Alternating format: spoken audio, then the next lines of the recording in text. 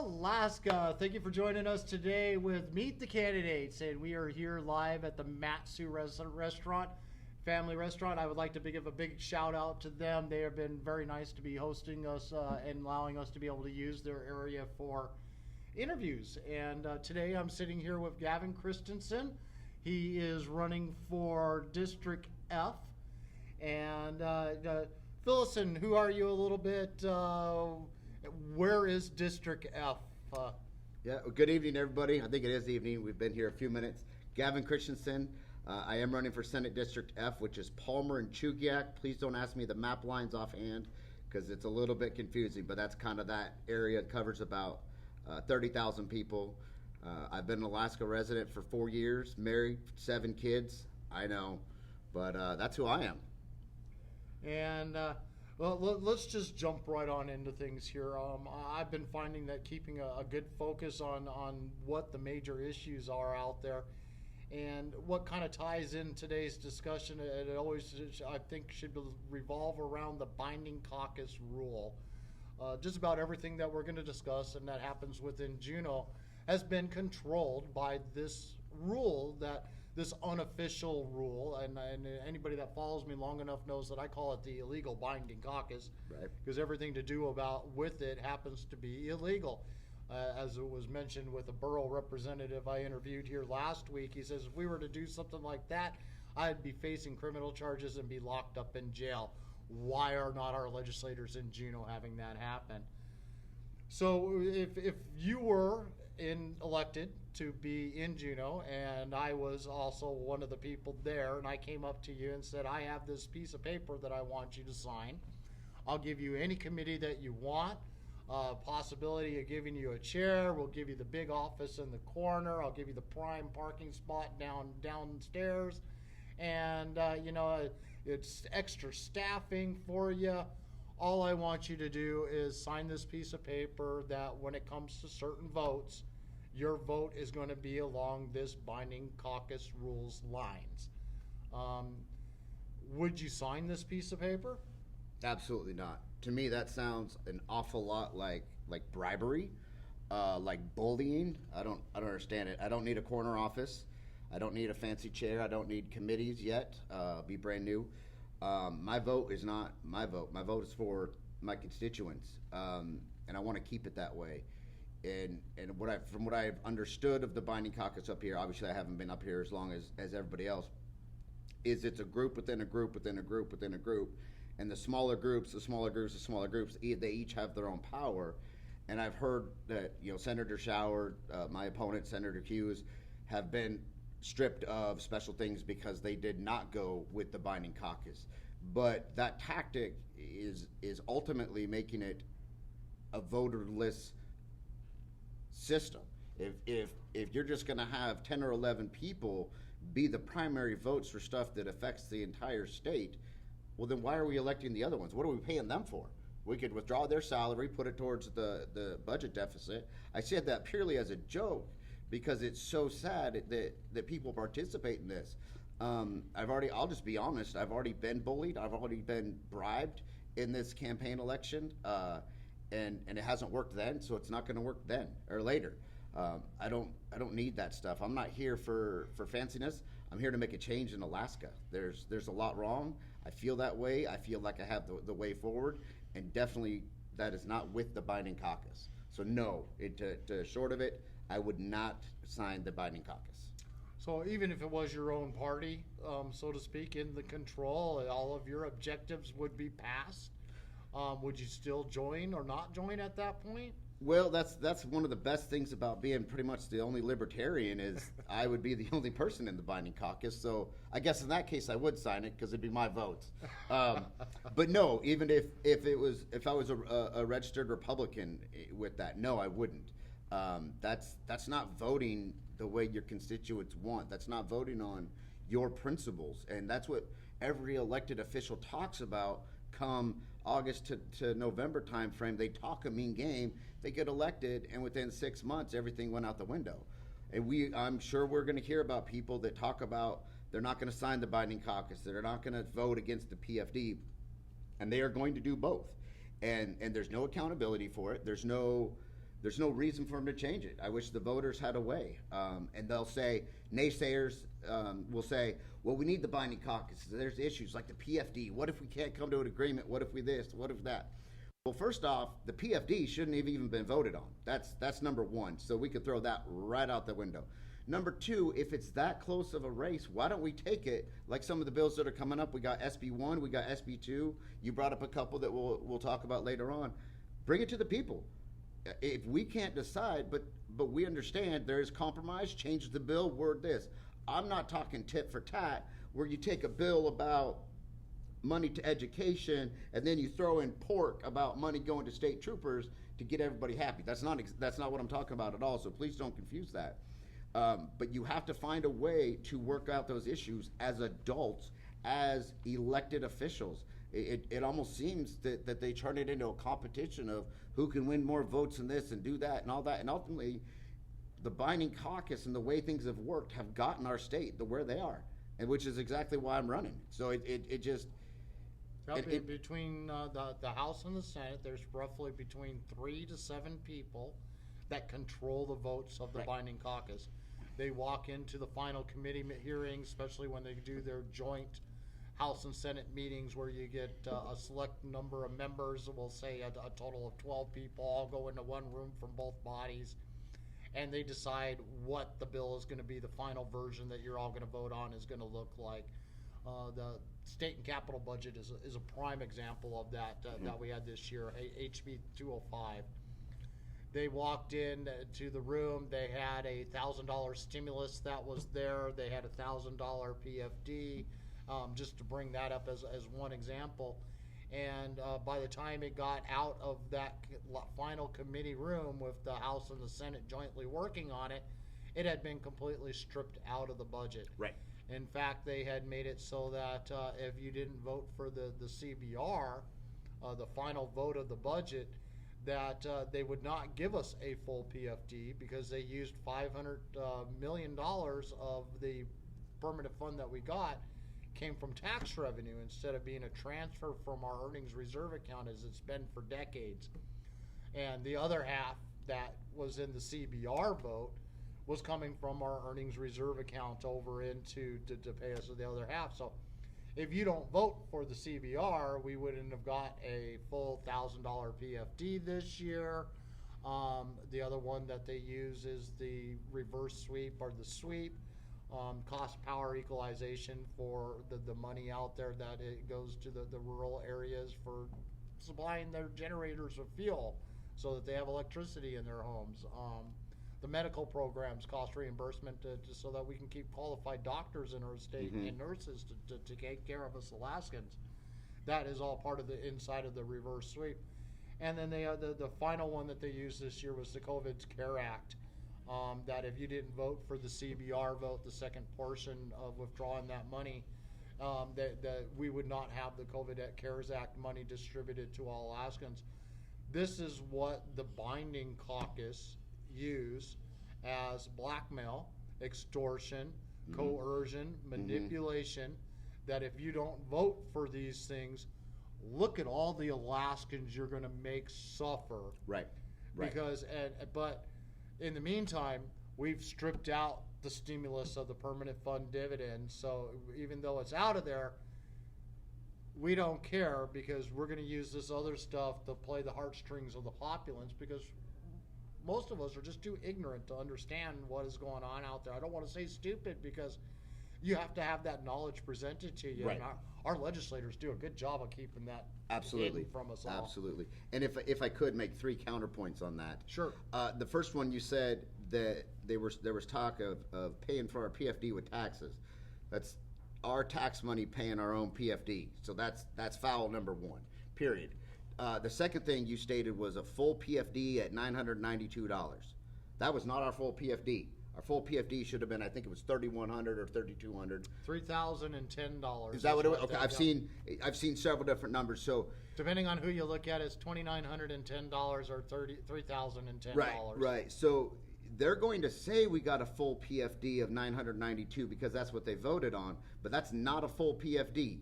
you were robbed of basically $2,000 per person. And that still wasn't a full PFD for what they voted on neither. They voted on $1,000 PFD.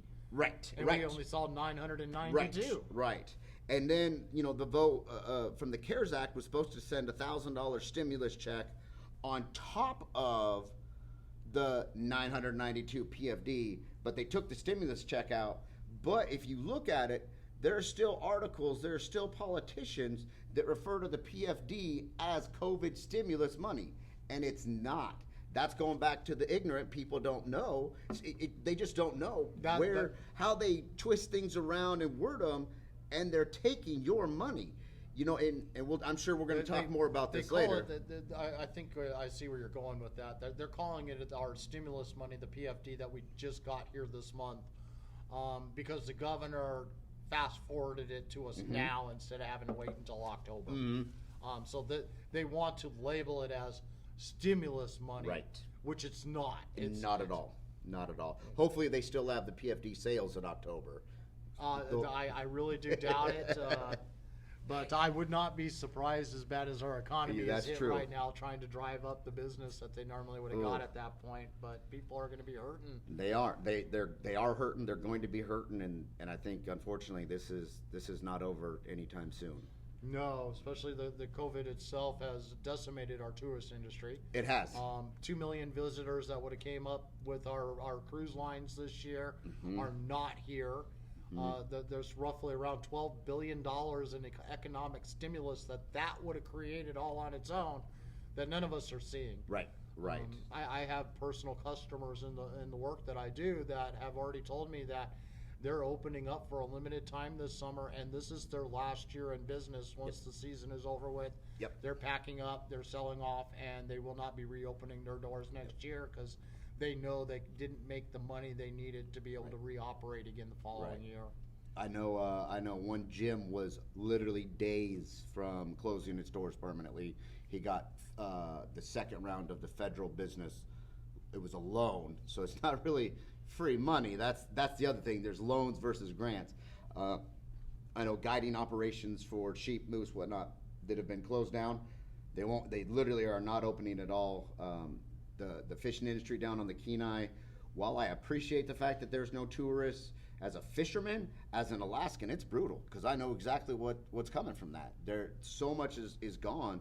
And in fact, actually, I'm going to call a couple of my fishing guide friends tomorrow from some of my research on this subject. But no, COVID is, and if I may, COVID has caused this damage, and it was instant. The governor, right out the gate, signed an emergency order, and I understand why he did it. Everybody who signed it, they did it because they wanted the money. And before we even had, I think we were at 9 cases when he signed it. Might have been 10, so don't quote me exactly on that. But signed the declaration of state of emergency, and then used these powers, and then they closed down businesses about a virus that they said they didn't know anything about, which is understood for a virus. I dealt with biowarfare for 20 years, so I understand certain principles, but they closed it down, and it's still not open, even though the CDC has come out and said, hey, the mortality rate is pretty minimal. The infection rate is 1%.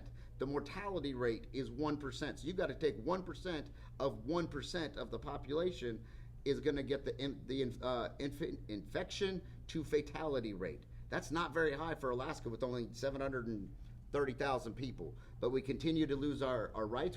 Businesses are continuing to shut down. Well, I'm going to differ here with you just a little bit.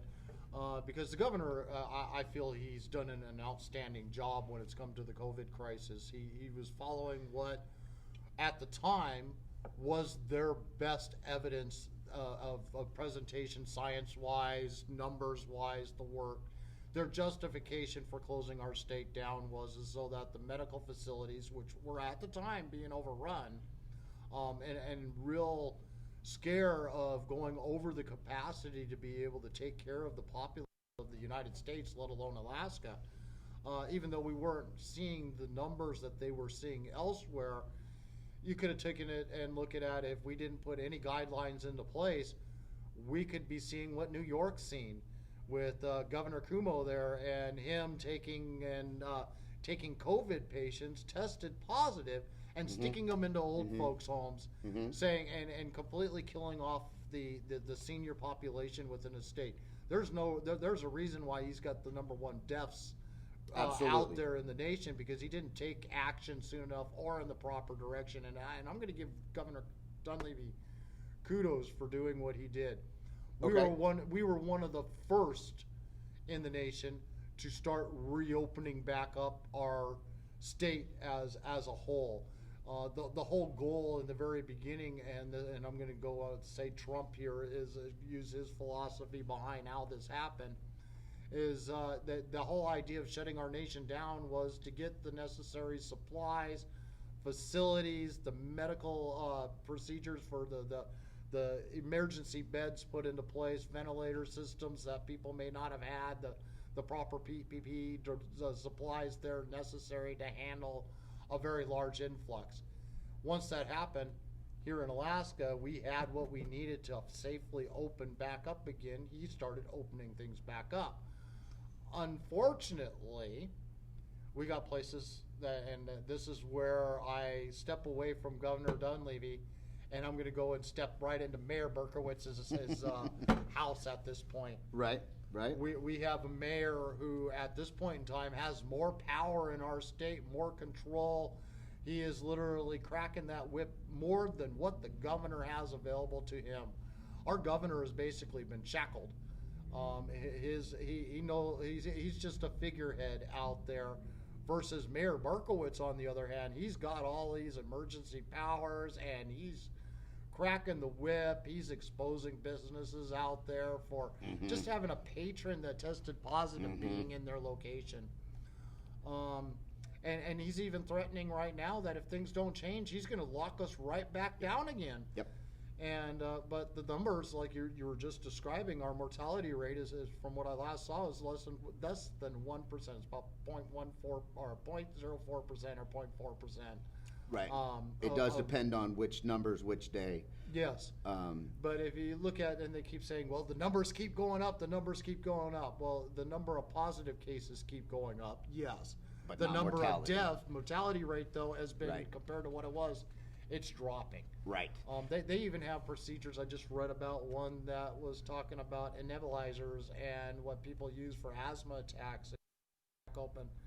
They completely cleared out Texas emergency ward of everybody that was in ICU by putting them all on this albuterol and the nebulizers and stuff like that in very short order. They got their lungs reworking and very quickly, and then next thing you know, they were making this an out-of-home procedure for somebody that they were medically putting inside of there to treat them for COVID. They were now sending them home with a nebulizer. And asthma, to start breathing in your albuterol on top of that, and then with the nebulizer going in the room, will clear you right back out again. This has only just recently become allowed to be seen by mainstream media. If you would have posted this 2 months ago, Facebook would currently probably take this video and ban me and say you are spreading fake news out there. Well, when it comes to the governor, I'm personally, I think he's done a very good job considering what he has been given to work with. But then we have Mayor Berkowitz, who has taken it to the opposite of the extreme, and he has cracked that whip. He's put his thumb down on every business that's in existence out there, and it's my way or the highway. Right, absolutely, and on that we agree. And when I say Governor Dunleavy, I don't just mean him, but he's at the top, kind of like President Trump is at the top. So he's going to be the one. But we do have the legislature. We do have the public health department that I won't say a whole lot. But I do feel, and especially Anchorage, as a whole, there was a lot of failures that cost us the livelihoods of how many thousands of business and people. And as a libertarian who believes in freedom and with responsibility, let me clarify that. North Dakota has almost the exact same population as us. North Dakota with 760,000 people in a space 1/10 the size of us, which means they have a population density of 10 people per square mile. Alaska has 1 person per square mile. So they're 10 times as dense. If you don't understand that, put 1 cup in this square or 1 cup in 10 squares. That's population density. The higher population density. This table is Alaska. this pin. Exactly. It's so when you factor that in, and what happened with North Dakota, South Dakota, there was 2 others. They didn't enact all these lockdowns, quarantines, mask mandates. They did a couple travel things because people from out of state. They left it up to the personnel and the personal responsibility, and they maintained the freedoms and the rights of the people. And they have a 2% mortality rate. They have a 1% more mortality rate, but they don't have all the rest of the issues that we do. Their economy is still going. They still have that. The other thing to remember, in South California, they have actually had more deaths from suicide than COVID. Suicide over COVID because of the lockdowns, because people are losing their jobs, because unemployment is running out, because all the things that either the federal government or the state government has enacted, and 90% of them violate their rights as a human, as a person, as an American citizen. Forcing people to wear these masks that are proven to be ineffective, forcing them to stay in their homes, forcing them to do travel plans, contact tracing, all of that is an absolute violation of rights, and it's divided the country, which is their goal. I think their goal is to divide the country. You have the mask wearers and you have the non-mask wearers, and they don't like each other. The mask wearers attack the non-mask wearers. It's dangerous. These people going, no, it doesn't matter. It's my freedom, and it's dividing us. It's got to stop. And unfortunately, people like the mayor of Anchorage continue that divide and make these threats that ultimately are going to hurt far more than what COVID has proven to hurt. I agree, because I'll give an example. Just prior to us starting all of this, I had someone that came here and met me, and that they are in what we classify the at-risk department. They're in their 80s. They've had several different things that have to do with their personal lifestyles that really are at risk. If they get this virus, it could be one of those that we find sitting in the hospital, stuck on a ventilator because they have no other choice but try to do what they can to help this person. Right. And so while I met with this person, I didn't hesitate. I put on my mask. Mm-hmm. I wore it around this person because they, to me, are at risk. Am I worried about, as you can see, the audience can see, am I worried about sitting next to you with a mask on? No. Why? Because you're not in the at-risk category. Mm-hmm. If you were that concerned with it, yes, I would probably wear a mask. But then again, I probably would say I probably wouldn't be having this interview with you because I couldn't sit here for an hour with a mask on. Mayor Berkowitz himself proves he cannot do an hour-long bunker down in Anchortown broadcasts of his wearing a mask, even though his own mandate stipulates he should be wearing a mask the entire time he's in that room, because just like we're broadcasting right now, he's broadcasting in a room with several other people, and I always find it ironic that here's those people wearing masks and he's not. Right. Well, and that's, let me clarify. You have the personal freedom to wear a mask. Yes. I will never ever, if you wear a mask, if you wear a stormtrooper outfit, I don't care. Put that on. That is your freedom. The only thing I ask is don't impose that will upon me.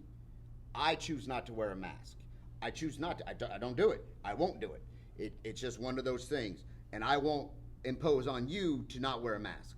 So let's just agree to disagree, and everybody gets along. But the problem is mask wearers are scared, non-mask wearers But are see, not I will scared. go shopping in Anchorage. Right. Because I refuse to put on a mask. Absolutely. Just because they make me do it to be able to patron a business. Right. But I will go anywhere else that does not have that. You cannot enter our building without a mask on. I am more than happy to visit them.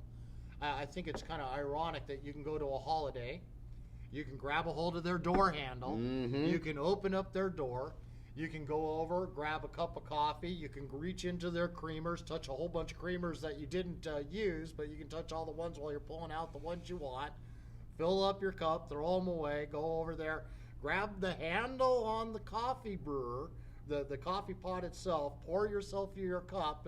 Now I've touched the door, I've touched creamers, I've now touched the coffee pot, I've now filled up my drink, and now I'm going to go over, and I'm going to go and at the time they had straws, the individual straws. Mm-hmm. Now I've noticed that they put spoons in there, individually wrapped spoons, and individually wrapped straws versus the loose ones they did have. And then you would mix up all your stuff, and then you would throw that away, and then you'd reach over and you grab the top of this lid area, and it's got this big flappy door that sits on top of the lids for your cup. So you got to grab a hold of that and pull out this cup lid that doesn't want to release. So you bring out two lids at the same time, and you separate the one below, and you set that down on top. So now there's another item that's been touched on top of being touched on top of being touched. And, who knows how many other people have touched all of these items before I got there, because I guarantee you they're not washing these things into between each individual customer. Right.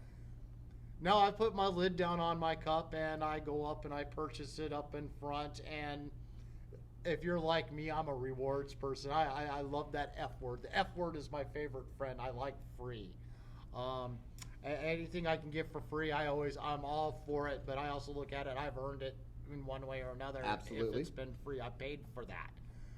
So I'm now paid for my thing, and of course I'm punching in my phone number in so that I can get my rewards. Who knows, I might get lucky, my coffee is free today, or the piece of food that I just got is a freebie, so I can walk out of there with my rewards. And then I go and walk out the door, and I touch the door again as I'm walking out the door going to my vehicle. Now, if I was wearing a mask, we'll pretend I'm one of those people that wears it religiously. My child is one of those people. And it is their choice to wear a mask wherever they go, and they do. Everywhere they go, that's out in public, they have a mask on. And they always look at me and go, "Well, that's Dad." That's their opinion when we get outside, and just like I look at them and say, "That's my child." Right. We embarrass each other. Yes, we're just as proud of each other as we are as embarrassed, as you just said.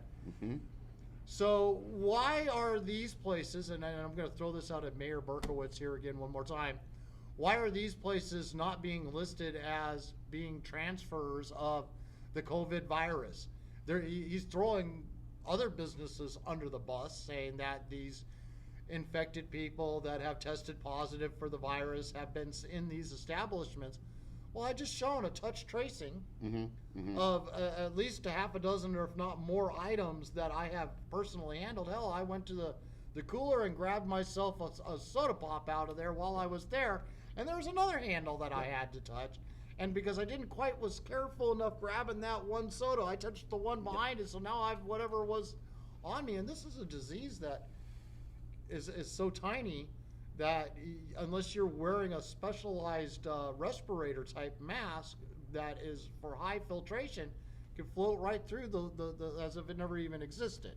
Well, that's a great point, and I have a couple things to add, and we'll talk about the masks in a second. And you missed two key points on this. Number one, the guy at the cash register took all of his items one by one and scanned them. So he grabbed every single one that he just grabbed.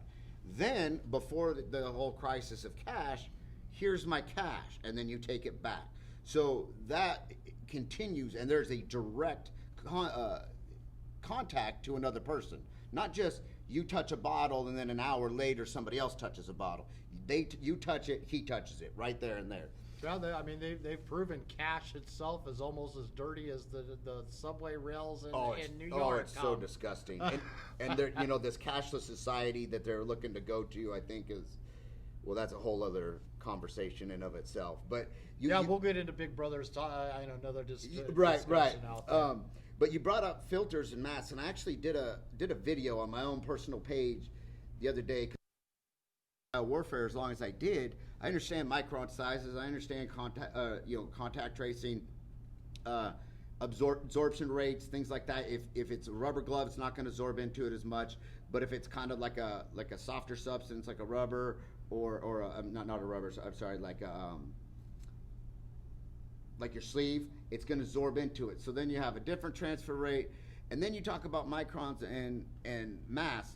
And the fact is there's not a mask currently that is not a self-contained breathing apparatus. What firefighters wear, scuba masks, they've got the tank, so it's not even a filtration device. It just gives you oxygen. There is not a mask on the market that provides two-way filtration. In the beginning, it was, oh, I wear it so I don't, I'm protected from other people. Now they tell you to wear it to protect other people from you. Either way, those microns are going in and out of that mask. There isn't one. You take the M50 protective mask, gas mask, if you will. And you got all those people, and I'm guilty of it myself, as I was working in a place today because it was in Anchorage, and because of my job. Right. And I was not able to go in there and actually work on the stuff that I work on without having a mask on. Yep. And I'm sweating to death because of the type of work that I do. So here I am. I've got the mask down so that my nose is exposed. All it would have took was someone, or before I had walked into the room, to have coughed. Right. And now I have just breathed it directly into my nose, no ifs, ands, or buts. Yep. And that goes back to another point of the infection rate, is 1%. Excuse me. Yeah, 1%. So what that means is if you have 100 unprotected just personnel in a room, and a COVID person walks in, COVID infected, one person will get COVID. 1 out of 100 will just get it. Asymptomatic, symptomatic, doesn't matter. And then 1% of that, so you're looking at 1 out of, 10,000, is going to die, theoretically. And that's just so low numbers. And then if those 10,000 people, not a single one of them's in the at-risk or has an at-risk problem, there's 0. Exactly. Or if they're asymptomatic, and I did a whole thing. I could talk COVID all day long. I don't want to take up all your time on COVID. Let's move on to a different subject. Okay. You're going to go back to Juneau, and when it comes time to go to Juneau, if you get elected. And we've got our early learning K through 12 in our universities. They are 2 of the biggest monkeys in the room that are playing with the budget every year. They take the largest portion of the budget. Combined, they're somewhere around $2 billion right in that area. And just early learning in K through 12 in 2018, we were roughly spending $1.24 billion. Okay. Currently now, with the new budget that was just passed, it's $1.3 billion. It increased. 30 million more was added to the budget for early learning and education into the budget to help, like Head Start and places like that, to give them a jump start on actual K through 12 learning, so that we can accomplish, crossing our fingers, to actually have our children reading by the age of 3, or 3rd grade, that is. We have the worst statistics in the nation. If you go by our 3rd grade reading skills, we are 52 out of 50 states. And I have to throw Guam and Puerto Rico into those numbers. So yes, the math may seem funny, but it is very accurate. Okay. And then when we go to how much we spend per capita, we are 46 to 48th, depending on which statistic you really want to look at. We've got a school that has, in the far north, that has 6 students in it. That is costing $139,000 a year per student. That is enough to be able to pay for them to go to Harvard and have full tuition for 4 years. Wow. Each year per student. We'll go to one step closer. We'll go to a bigger school district, but we got Barrow or Yugotovic, and they are currently paying $28,000 per student. Okay. Then you go to the Matsu, which we happen to be sitting in right now, and we're roughly about $14,000 per student here. So we've literally went from, oh my God, here's your Harvard education in Alaska for 6 students. Mm-hmm. Here's Barrow, Yugotovic, that's getting $28,000 per student, double what we're currently paying here in the Matsu Valley for our education to provide here in just this location. I look at the dollars that we've gotten there, and between that short span, that's a $60 million increase in just 2 short years going to early learning in K through 12. Mm-hmm. We have the University of Alaska, which happens to be a land grant organization. They're supposed to be completely 100% self-funding. They are not supposed to need a dime from us. They have a $900 million budget that they spend every year. And I want to say that that's not all the state's money. But if it wasn't all of the state's money, why is it included in the budget itself as Right. $900 million? Right. If we're not paying that much, why is it listed as that? So in 2018, we had roughly $900 million is what we were paying as a state for the University of Alaska to be operating. The governor did what they wanted to classify what the state was paying, did a 44% cut of their budget.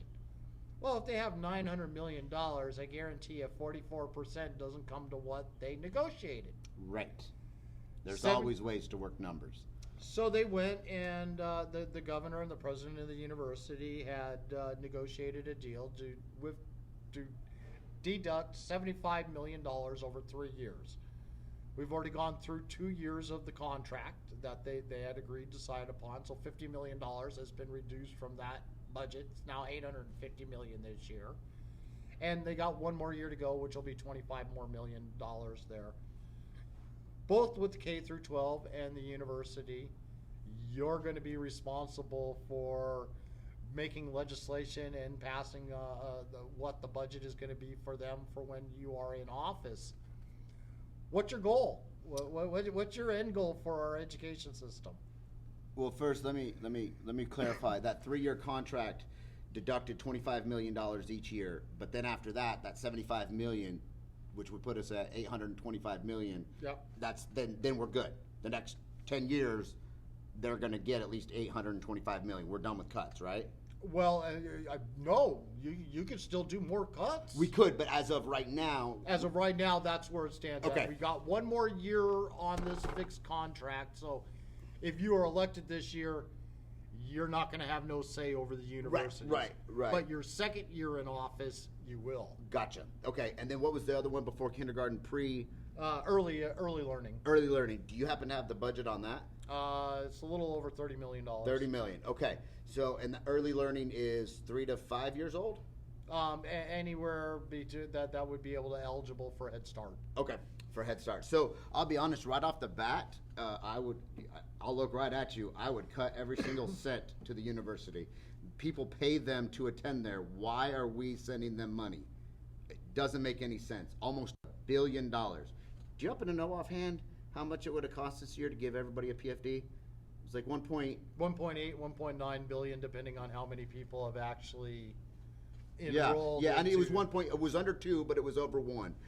So right off the bat, we could add almost another $1,000 to the PFD of Alaskans instead of sending it to a university that gets money from us and charges. I don't know how much they charge, but based on my knowledge of colleges, which is very little, they charge too much anyways. The other thing that they had that a lot of people don't have is they really had the ability to go to distance learning like that. And when they went to distance learning, it saved them money. It did. It saved everybody money, but that's a different conversation. So right off the bat, I would absolutely 100% vote. I don't know if I would pass a bill, but in that budget, I would say cut everything to any university. University of Fairbanks, if they are a private university, well, we should cut it, period. That's a simple answer. The Head Start, $30 million. It's really pennies, but it is pennies, but pennies add up to dollars, and dollars add up to PFDs. And there's ways that we could cut. It's hard to cut from 30 million, but I want to look at the benefits. What are we getting? Compare a student that goes to this program to a student that doesn't. Now, as far as the challenges of K through 12 and the villages and these remote schools, that's a tough one, and I'd have to look at it. I really would. Unless you're, to be honest with the early learning, unless you are in a populated area, it doesn't really exist in rural areas. Right. No, I understand that, but I think you said $39,000 per student for 6 students. That you could almost fly them down to an Anchorage school every single day for the whole school year. Going by what Harvard charges per year, Yeah, that's a 4-year education in Harvard. But I understand it's expensive in the village. You got to have teachers. So why don't we look at distance learning? Then they'll say, well, we don't have Wi-Fi. Okay, let's drop $100,000 one time. We got laptops for everybody. We got Wi-Fi. We got this. We got distance learning. It's all set up. You could do that to multiple villages.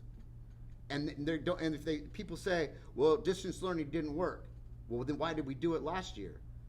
And the other thing they'll say is, well, the parents nowadays can't teach. Why can't we teach? Because we were taught by that same system. So we need to look at those ways. That's a way we could do it. Spend $250,000 one time, outfit 7 of those places, and now we're back up to dang near full PFD. Because I know there's other villages that have 10, 15 students. We could do that. Easy cuts. Lots of them. And when you make cuts, people think that just because you make a cut doesn't necessarily mean that you cut efficiency, that you cut productivity, that you cut education. That doesn't mean anything. In fact, I'm looking at doing homeschool next year anyways. I believe we're going to for COVID, but that's a different discussion. If we go by what the Anchor ASD School Board has put out there, and we won't find out about the Valley until next month. Right. But you got the ASD school district. They put it on the table 2 days a week. You're going to go to school. Yep. The other 3 days is going to be done virtually. Right. Right. I'm still kind of confused how this is going to stop the spread of COVID. It's not. If you're still going to school, period. Right.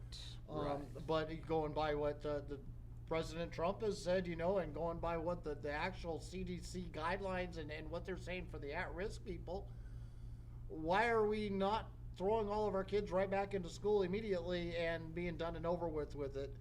Other than the fact that I'll point out in Alaska, a lot of our children are taken care of by their grandparents because their parents are no longer able to take care of their children because a good chunk of them are, unfortunately, sitting in jail.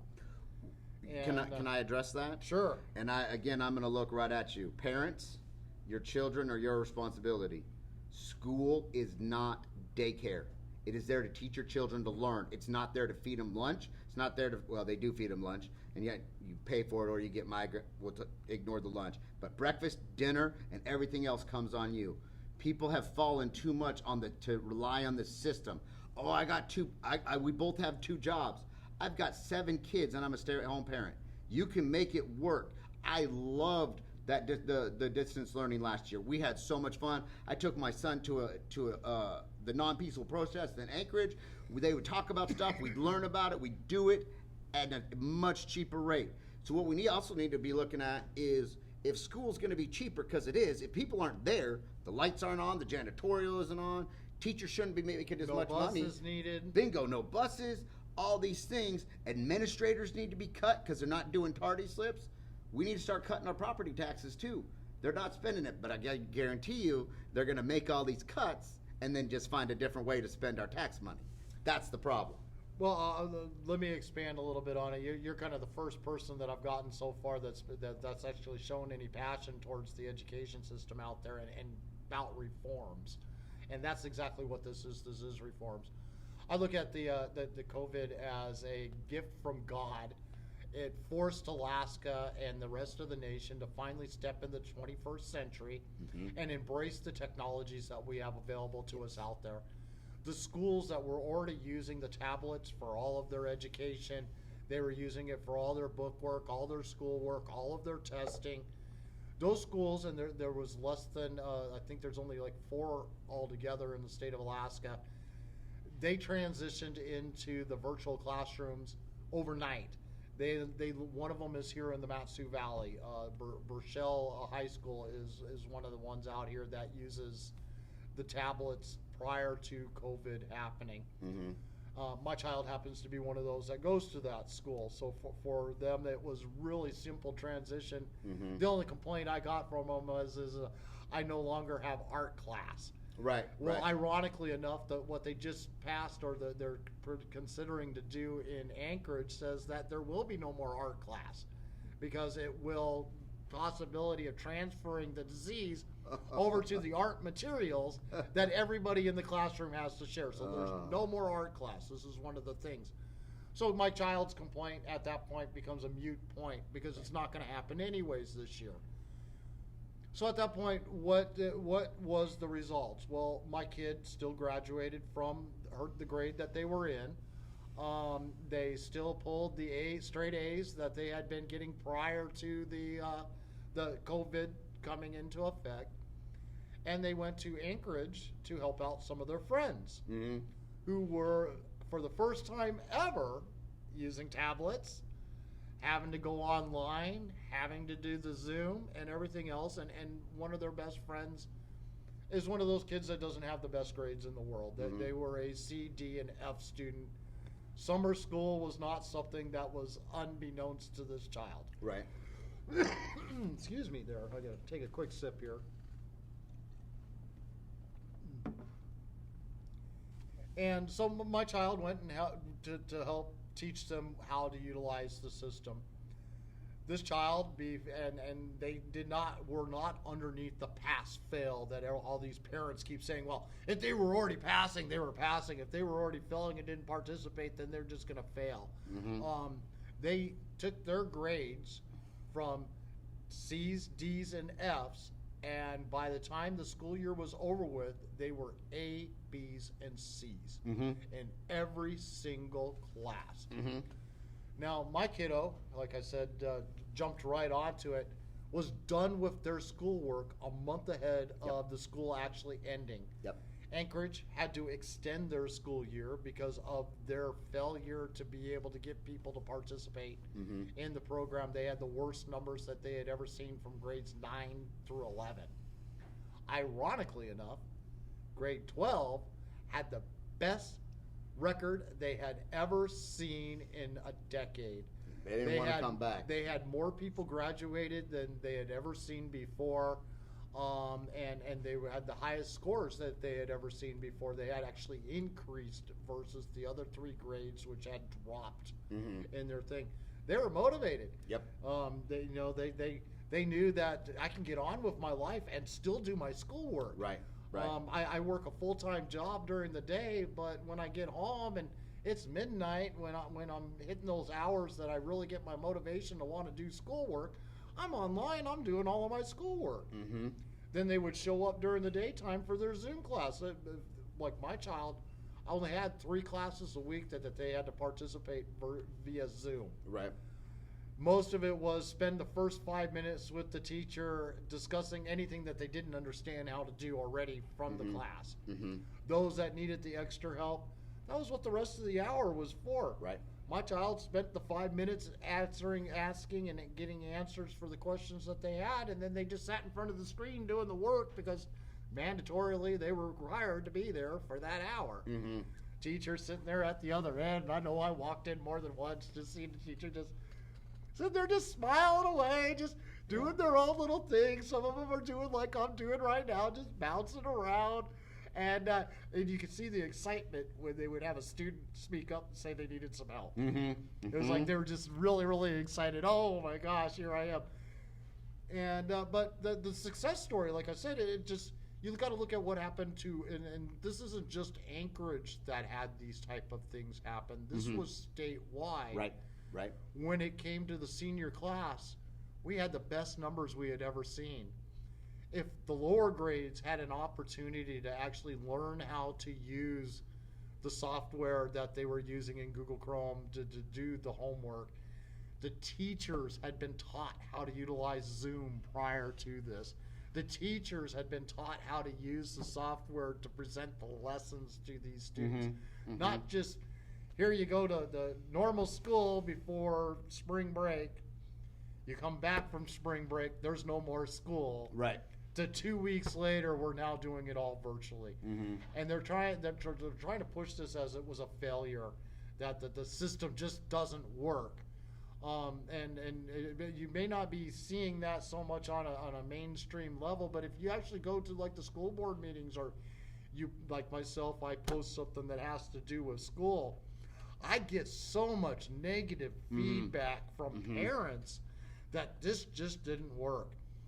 main complaints, and you brought them up, daycare. They think of the schools as a daycare system. It has nothing to do with getting a quality education. They have someplace to stick their child so that they can go to work. The second one was internet. They don't have high speed or high quality internet to be able to do it. Well, I'm very much an advocate for virtual classrooms, and anybody that watches me and knows me, follows my page, they know I'm all for virtual classrooms. Mm-hmm. I would love to see 80% of our brick and mortar schools completely shut down, shuttered, no longer open at all. To have, just like they do with the homeschooling right now, they have homeschool schools that inside of these schools, they go out and they are learning on the system how to, if they have having problems learning something, or they have a class that has to have hands-on training with, like science, there's a lot of different subjects within science that you have to have that hands-on with. That's what these home schools are for. Right. If you have a child that has a learning difficulty because of disability, that's what these home schools would be for. For those that would never be able to utilize the virtual learning system because they're just not physically able to. Right. And, those excuses, that's what these home schools would be all about. Yep. That they go to. Or you get a student that's having a hard time learning virtually and needs that extra tutoring. They have a homeschool in their local area that they can go to get that extra help until they get caught back up to speed, and then they go back into the virtual classroom again. Right. Like I said, you can close down 80% of the schools statewide, have homeschools set up in geographic locations. Like here in the Matsu Valley, we'd have 5. Right. Say 5 of them become homeschools, all the rest of them get closed down. Yep. Each homeschool would be in their geographic regions that would be needed, and it would be limited staffing. Very limited. Because you can have a teacher, and they prove this in college all the time. I was going to bring that up. You can have one teacher teaching 200 students a lesson over Zoom.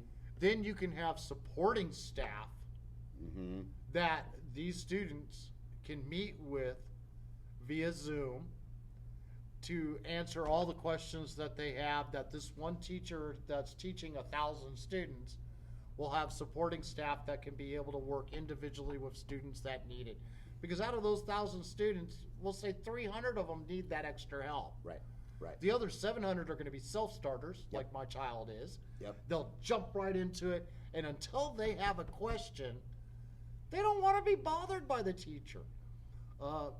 My kid came to me this year and said, "Dad, I don't want to go back to school." And I go, okay. And this is a kid that through her entire life is excited school's about ready to get started. Can't wait to go to school. Can't wait to get to class. One of those really go-getters. One of those kids that, excuse me, I got something just itching my throat away here. And but is excited to go to school. Kind of kid that every parent wishes they had. You know? Right. And but she came to me this year and she goes, "Do I have to go back to school, or can I still keep doing the virtual classroom?" And I said, "Well, ironically enough, I said you are in luck. Yep. You don't have to go back to school this year. We can enroll you right here and now into the virtual classroom, and you can do your next school year completely virtually. You never have to step foot into a classroom again." And I go, and guess what? You even got an option. Well, what do you mean? I said, you could still go to the school you're going to right now virtually, like you're currently doing, because it's going to be an option that they're going to provide you. Or you could go jump on the bandwagon for the one that the governor put together for the school, the virtual classrooms that are being done out of Florida there. And I said, and going, from what I've been doing research-wise, the one out of Florida provides a better virtual classroom than what they're giving us here in Alaska.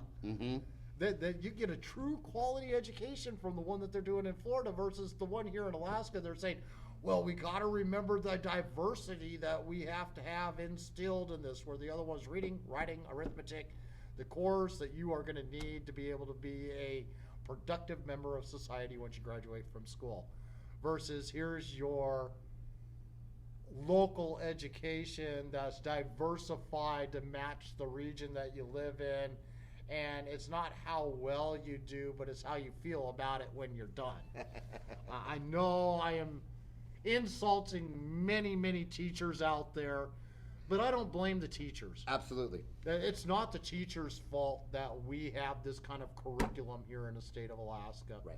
I was one of the last generations that did not have to take a qualifying exam to get either a diploma or a piece of paper when you graduate. I walked down the aisle and I got handed my diploma. Mm-hmm. And the year after that, that's when you had to take those qualifying exams at the end of the year. And if you didn't qualify, you got it handed a piece of paper saying you graduated. You didn't get handed that diploma. Right. Right. And that's when it just all started going downhill. And we're now 3 decades later.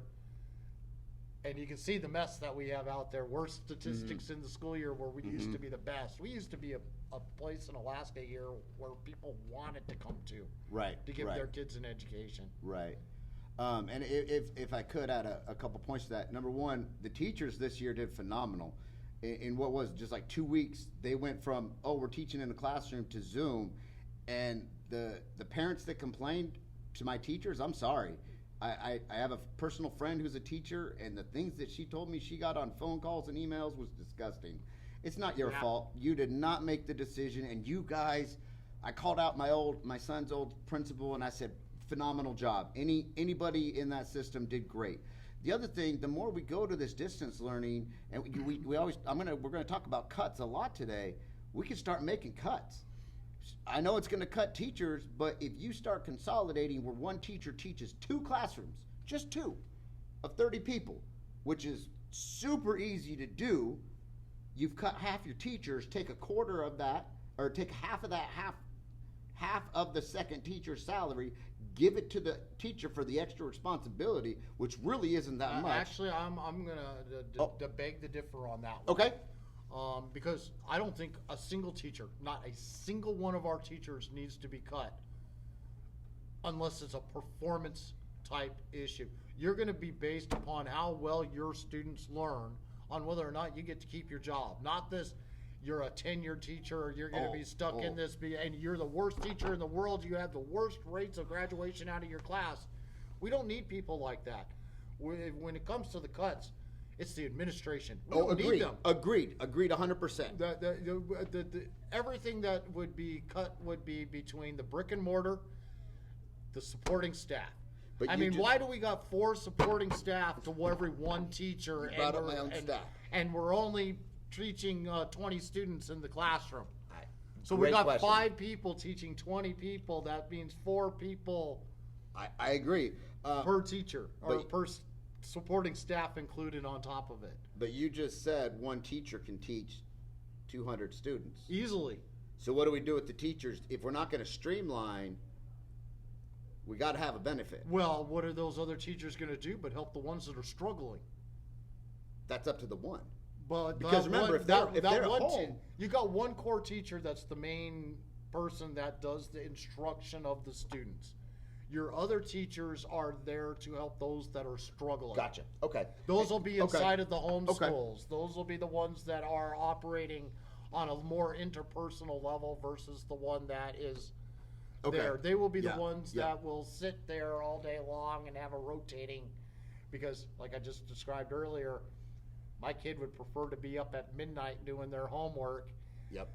Why couldn't we have a staffed teacher working at midnight that has the hours between midnight and 6 a.m. That's their shift. And if these students that are doing their work need a question answered, they're available to start doing it. Okay, I can see that. So yours cuts are going to come from the brick and mortar side. 100%. Brick and mortar is where all the money is going to be saved. You're going to eliminate all of that staffing that is needed to run the busing systems. Awesome. You would eliminate all of the extra aides that are needed to keep the administration within their position in their seats. Okay. We got 54 school districts. Yeah. And we have 503 schools. Right. And then you got places like Hawaii same size as Alaska when it comes to the schools, the amount of schools that we have out there, but they're one district. They don't have 54 different administrators running each school. They don't have 54 different staffs all doing the exact same job. They got one. Yep. Yeah, no, I would agree 100%. My point was, as long as there's a cut, and it sounds like there'd be a big cut with the brick and mortar, so good. And then once we make that cut, property taxes go down. We don't find ways to spend the money on something else. I want to hammer that. Every time we talk about cuts, they're a cut. I know it's tragic if somebody gets cut from a job because they deem it not essential. I'm sorry, there's other jobs, but then we get to cut taxes because retool. If you get your job cut, retool yourself. Exactly. I mean, I'm going to throw the Biden argument out there. Man, you lost your coal job. Why don't you just go in and learn to be a coder? Right. I mean, I'm just going to throw that right on out there because, when it comes to which side of the fence that people usually sit on, that's the argument that's given out there by that side of the fence. Right. Just retool yourself for the job that is there, not the job you had. Right. And I would agree with that. And which would not be that very difficult to do. The numbers that I've crunched out there by eliminating the brick and mortar schools is approximately a $700 million savings a year. Remember, I threw out there a $1.3 billion price tag that we have out there right now. We eliminate the brick and mortar schools down to just that 20%, staff them the way that I had described there. That's a $700 million a year saving. So I'm going to throw the curve out there. That $700 million is going to have to be reinvested. Not all of it, just a portion of it. Okay. Number one complaint, I don't have internet. I cannot afford the internet in my home. There's no way that I can do these Zoom classes. For $100 million a year investment, out of that $700 million, take $100 million a year, and we're going to provide those students with a free connection inside of their home for 9 months a year. So you have 7 kids. I wouldn't have to pay for, as a state, 7 different connections for you. Right. I would buy one high-speed connection what's inside of your home. You, as a parent, get the benefit. You go buy yourself one of those little Roku devices, plug it into your TV. You've now got free television at no charge to you. Your children's got a high-speed internet to be able to do their schoolwork. Problem solved right there. Daycare. Head Start does it. What is early education but a glorified daycare that is providing an education while you're at it? Yep. Why can't we take another $100 million of that money that came from the savings of closing down the brick and mortar schools and turn it into an all ages daycare Head Start type system? Okay. Where the students that have parents that have children that are in kindergarten through, we'll say, the 8th grade, because once you hit the 9th grade on, if your child is not taking care of themselves at that point or have the ability to be responsible enough to do their schoolwork and things like that, you've got some serious issues going on within your own home that need to be addressed. As a parent, that need to be addressed. Yes. Now, going by state laws, technically we could say 10 years old would be the cutoff point for this Head Start style type training for inside of school, because they consider a 10-year-old responsible enough to watch themselves. By 12 years old, you're allowed to babysit. So, if you can do these kind of things as a kid for that, there's no reason why that parents that have to work at that age couldn't be doing it, especially if you got responsible parents that are raising responsible kids. Yep. Can we make a compromise? Sure. Let's do $100 million for the Head Start. Yep. No internet. Put that back in. We now have PFD for everybody between brick and mortar cuts, University of Anchorage cuts, and some other cuts. We've got full PFD. I can't put it on parents. We've got 225,000 Alaskans, and that number is growing, that are living in poverty. And my answer to that, if they don't have the internet, their children are not going to be able to learn to begin with. if a 225 almost 3/7 of the population of Alaska doesn't have internet, that's an issue, and I understand that. But as somebody who teaches responsibility, has been responsible for myself, who's been responsible for my kids, you need to fix that. Not me. Not the tax dollars, not the PFD money that's being taken away, not the budget. That's not our job. And I do understand the argument. Well, if you're going to make them have internet, well then why do they get the internet? I don't like paying internet. It's expensive. I could use that for ammo. Well, how about I compromise with you? Okay. We've got internet, but it's only going to be for those that qualify based on income requirements. Deal. So that way, those 225,000 and growing, thanks to COVID. Right. Valid point there too. That they now have the ability to get internet within their house, so that they can provide a quality education to their child. And those that, like myself, I'm not in the poverty department, but I'm not rich. Right. But I guarantee you, doing what I do, I have that high speed, full blown, the biggest package you could ever possibly purchase. And I'm not asking the state to purchase that kind of package for parents. Right. But something to where the state will never see an extra bill, and the parent would never see an extra bill.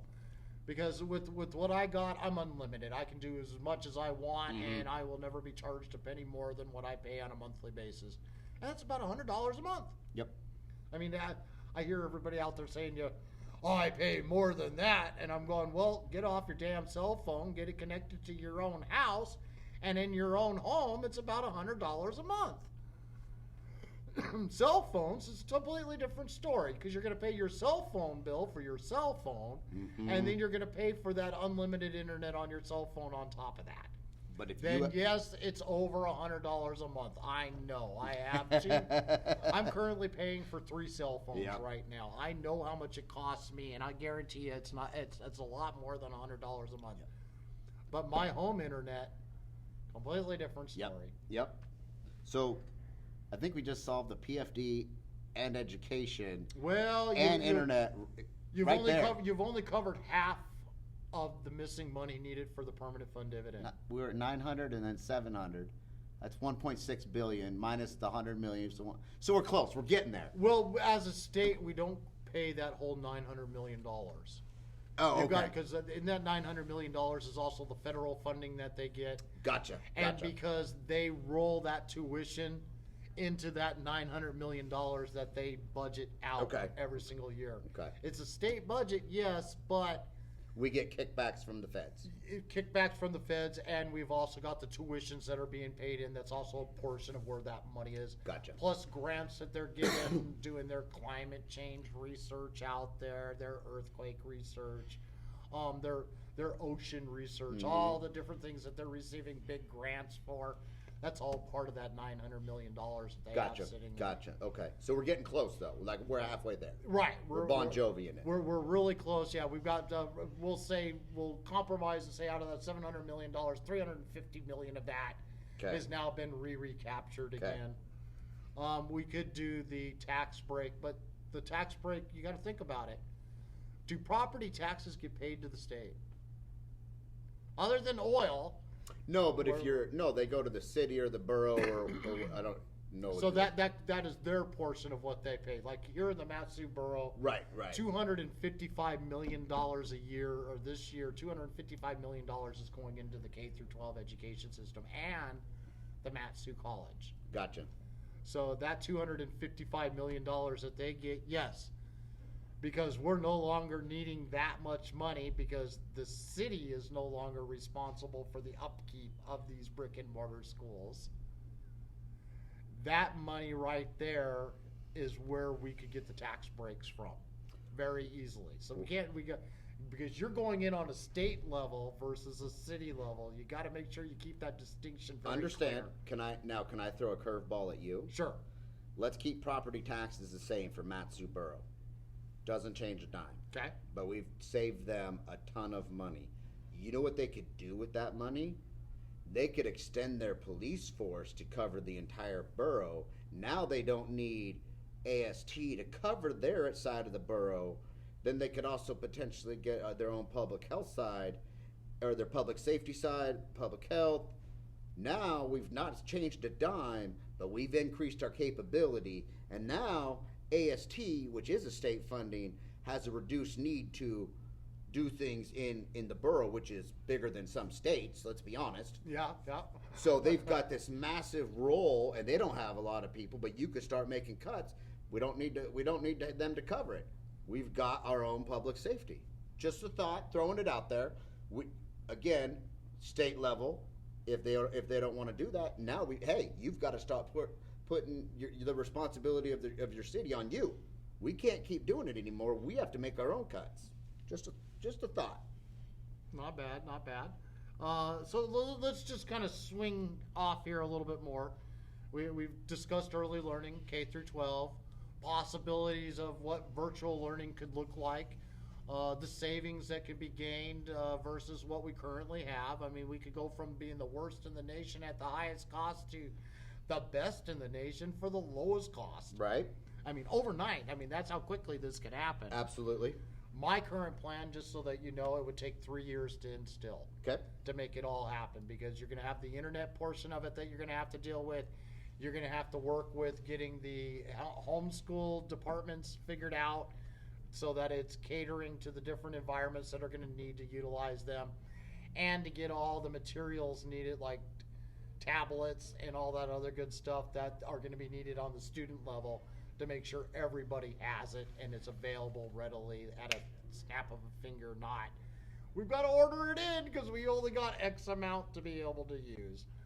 I mean, myself, even looking for like the little toys that I have here with the wireless mic, we are bought out statewide.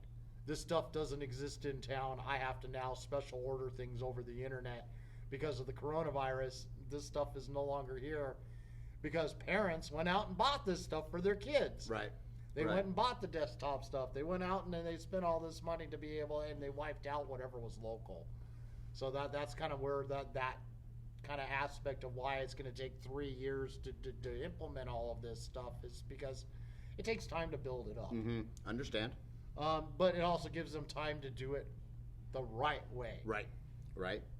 And to let those that need to retool the job that they are currently in to be able to transition to what they could be after that. So we've covered virtual classrooms, K through 12, universities. We've touched upon the CARES Act. We've talked about the binding caucus today. So now we're going to touch upon capping the budget. Okay. We got SB 104, I believe, is the current bill that they have out there that was working its way through pre-COVID. And in the discussion that they were having about SB 104, Senator Von Imhoff was sitting there in her finance chair, and they were discussing how the future of the spending cap would look like. In their discussions, they were talking about, say, capping it at $6 billion. They'll never spend over $6 billion, and their goal is to have a $4 billion budget is kind of where they would like to see the budget at. And this is the UGF, the undesignated general funds that we're talking about. And then you've got the DGF, which is the designated general funds, which would be for what they permanently have to make sure stay funded. Also have matching grants that come in, private businesses that there are certain taxes that they pay for, like user fees at the dock and stuff like that money goes into. Those kind of things all get added into the DGF budget. And so when you look at our total overall budget, they say that we were spending somewhere around $9.6 billion this year with the UGF and the DGF. But the UGF is only hovering around $4.6 billion. And that's the one that's talking about being capped. And that's the one that they're talking about being capped. Okay. Well, under their current formula that they're talking about using, they're also talking about taking our permanent fund dividend and sticking it underneath this cap. Okay. So let's pretend this year we have our spendthrift controlled legislators, that 3 to 7 of them are making the ultimate decisions on, in the end, what gets spent. Not all 60, just those 3 to 7. Mm-hmm. And they say, well, you guys, you 60 as a group, came forward and you passed a $4.2 billion budget. Okay. So for our low end of the cap, you're just $200 million over that. These 3 to 7 people that of the 12 that sit in that final room, and I guarantee you that out of those 12, maybe 3 of them are not within the binding caucus. The rest of them are inside of that illegal binding caucus, following the illegal binding caucus rule. They all sit in this room and they say, we love everything that you 60 legislators decided to do. But the university, they're in their last year. They're no longer stuck underneath that cap anymore of reducing the budget of the agreement, the contract they had signed. We're now a year later. They've met their obligations of the $75 million reduced. You guys kept it at $825 million. But us 12 think the university needs more money than that. So we're going to add $50 million back in to the final bill that everybody's going to have to vote on. So there's a $50 million increase there. Now we've gone to, $4,250 million. And, well, health and social services, which is the other monkey in the room that we will get to, and just to throw out a couple of numbers here real quick on them. Health and social services in 2018 spent $2.47 billion, roughly $250 million in 2018. So over half of the UGF. Yes. Okay. It's a little over a third of what the UGF actually is. It goes to that. Now, mind you, this is federal contributions, so this would be DGF too. Oh, gotcha. Okay. So this is federal contributions in there and everything else. So we had a $9 billion budget. $2.47 billion of that $9 billion was health and social services. Got it. From 2018 to where we currently are in 2020, this year, not the budget that they just passed, but this year what we spent in the year in 2019 to 2020 was $3.6 billion. So $1.4 billion increase? 1.1. 1.1, sorry. Yeah, $1.1 billion more than what they had spent in 2018. So in just 2 short years, it grew by $1 billion. Okay. They had to do a supplemental. The budget was only supposed to be around $3 billion this past year. So we had a $600 million supplemental basically that got added in. 300 million plus was added into just the Department of Health and Social Services, bringing the grand total to $3.6 billion. The school or the health services this year, we've got the expansion of Medicaid, which is where a good chunk of this extra has been added into. Instead of being into the expansion itself, which was supposed to be a 90-10 split between us and the federal government, these people that were being enrolled were being slid into the Medicaid program that was, as we as a state were paying 50-50 into because of income requirements. So a lot of those that were supposedly supposed to be making it into the expansion were actually being moved into what we already paid 50-50. This explains why there's such a huge jump in increase there. Instead of getting 90% covered by the federal government, we're having to split it 50-50 instead. This is the final year, if it doesn't happen already this next year, federal contribution goes down. It's no longer going to be a 90-10 split. It's going to be an 85-15% split. So they're going to pay even less on this expansion. Okay. That money is going to increase, and they did not budget it in for this next year. The new budget for Department of Health and Social Services is only going to be roughly $3.2 billion. That's $400 million less than what they paid last year. Every year since the expansion and Walker unilateral decision to expand Alaska into the program has increased, and we've had to put in a supplemental budget every single year of $100 to $300 million more to cover what they did not budget for. Okay. So we're going to watch another increase, and this might be the only year we don't actually see the increase or that extra supplemental for healthcare because of the COVID CARES Act. Right. That money right there is going to probably eat up what we would have saw of the extra we would have had to have covered this year, though they're going to offset that somehow. And I would not be surprised in the end, ultimately in the end, they'd still have to do a supplemental. Right. So we got health and social services and that, and then we got the cap on this budget. So we got an extra $200 million that's going to have to be spent, keeps increasing every single year. We were at $4.25 billion with the extra $50 million increase from the University of Alaska. They decided that they also wanted to open up more classrooms again for one reason or another, because they didn't want to wait the full 3 years of the plan that I've kind of presented. So they added another $200 million back into the budget of that $700 million cut that they had done. So now we're at, we'll just roughly say we're at 4.5, $4.5 billion. Now remember, we're working with a $6 billion cap sitting here. Mm-hmm. So now we got health and social services. They add in theirs, and because of the reduced amount of the federal contribution that we're getting, healthcare costs keep increasing. More people, because of COVID, are now in poverty, have now qualified, been enrolled in the program.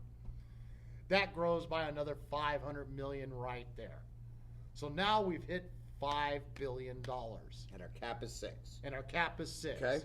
All the remaining money, that $1 billion that's still left, is what we get our PFD from, because our PFD is now under the cap, under their SB 104 bill that they have for capping how much gets spent. There is nothing to say that our legislators can't keep spending even more. I mean, I really do appreciate those perpetuate, I can never say her name, but we got those gold dollar coins that we bought for $5 million this year.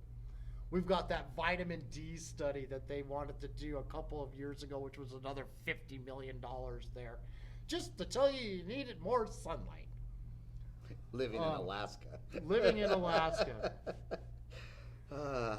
So you can kind of see how government waste could easily eat up that remaining $1 billion that would have been our permanent fund dividend. Mm-hmm. There is nothing to stop our current legislators, the 7 in control, so to speak, and I look at it, there's just 7 that control all 60s. Those 7 that make the ultimate end decisions there are to stop them from completely spending our permanent fund dividend. They're already doing it. I mean, they under SB 26, which is the POMV draw, where they take the extra percentage of our earnings reserve account to pay for the state's budget. In that POMV draw that they do, they also are taking half of our permanent fund dividend to pay the other portion of the shortfall because they refuse to cut the budget. So, and unbeknownst to everybody else, just like the illegal binding caucus rule, you mentioned that a few times. I won't hesitate to stop mentioning that. They also have what they call a self-imposed spending cap. Okay. It's no different than what we're describing here with SB 104. That self-imposed spending cap is the reason why our permanent fund went from statutory to 2,000 to 1,600 to 1,000 to, oh, wait a minute, we passed 1,000, but only 992 you're going to get because we need that extra $8 each Alaskan was supposed to get to pay for our pork. And I always like to kid the legislators out there. You took our $5.6 million that you took of that $8 from each Alaskan, and that's what you paid your per diem to sit at home during the COVID crisis after you were out of Juneau. You know, they kept paying themselves that per diem. Excuses, well, we still got bills there even though we're not there. We still got things to pay for. I'm sorry, that's like me saying I needed that internet and I needed that luxury Rolls Royce to be sitting in my yard even though I can't afford to pay them because I lost my job because of COVID. You're expecting me to continue to keep paying you when you're not doing your job. Mm-hmm. It just doesn't work that way. So we got the spending cap. They put our PFD underneath the spending cap. This is a bill that you're going to have to face if you get elected, because it's still in the Senate, I believe. I don't think it's passed on to the House just yet. They were just starting to work on it, and COVID hit.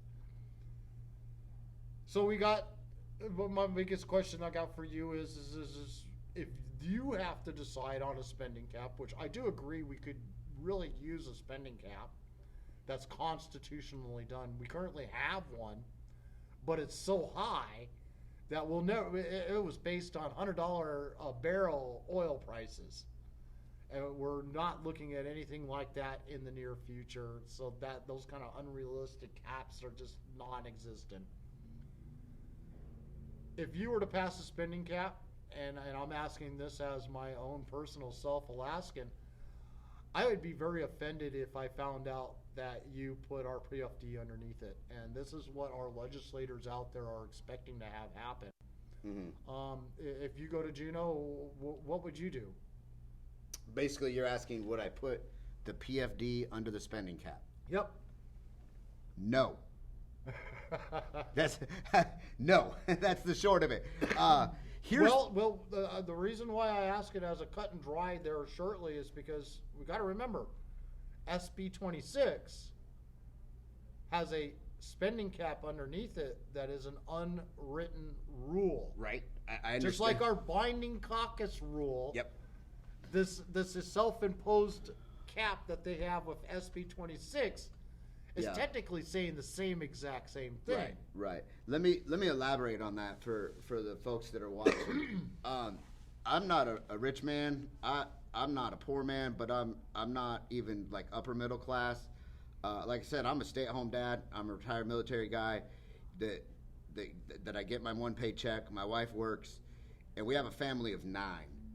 That $8,000 ish per year of the PFD has been taken from us. You add that all up, I think that's what 50.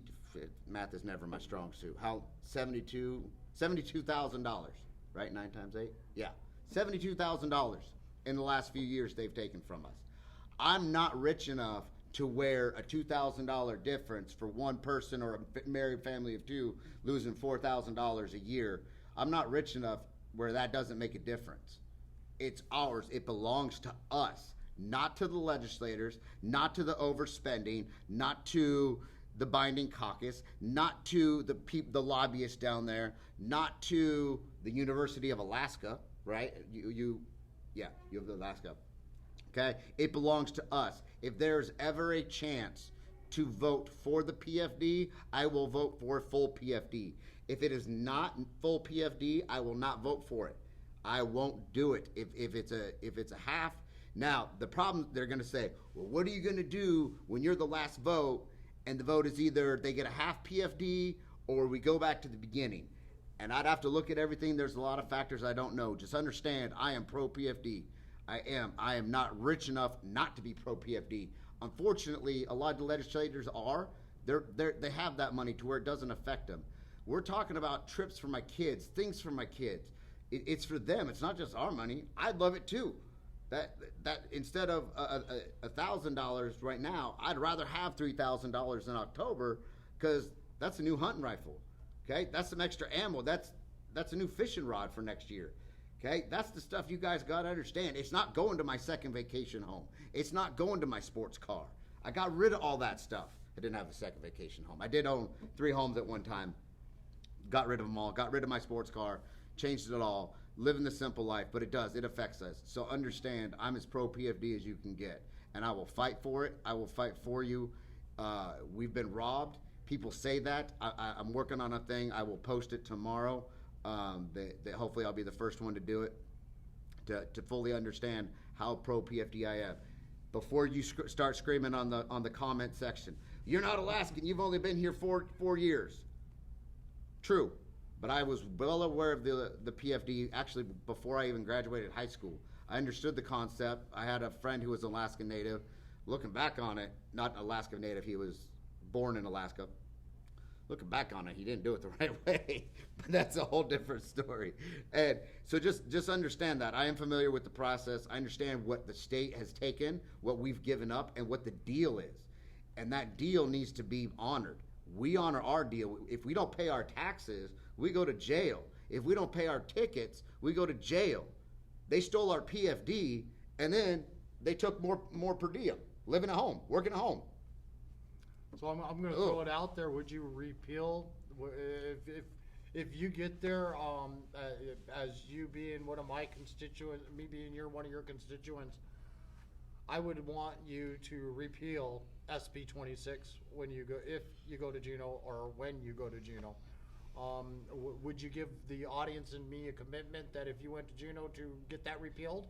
Just to make sure I'm tracking, 26 is the one that has a spending cap with the PFD in it. That's the POMV, that draw that they have with Right. the self-imposed unwritten rule spending cap.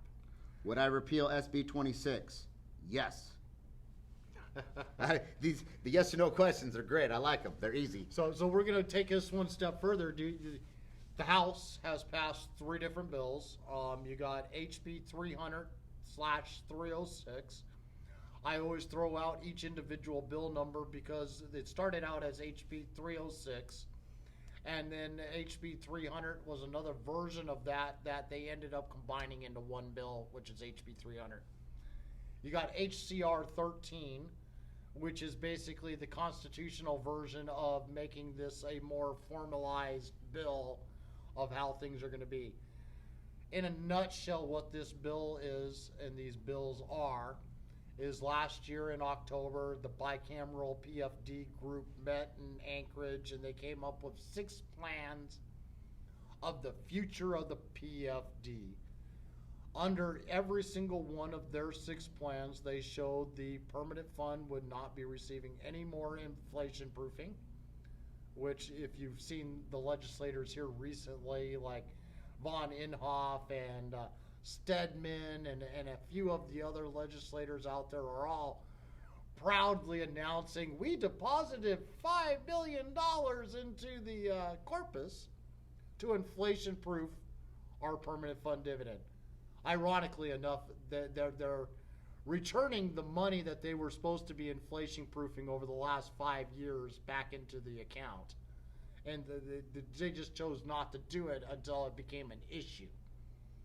And a way to try to hide how much money is really there. Because once it enters the corpus, they can't touch it. Mm-hmm. So that leaves less for them to draw upon, which gives them the excuse, this is why we can't give you as big Right. of a permanent fund dividend.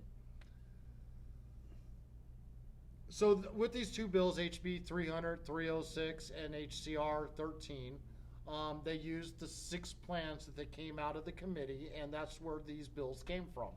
HB 306 was the re-talking of those 6 plans, just renamed.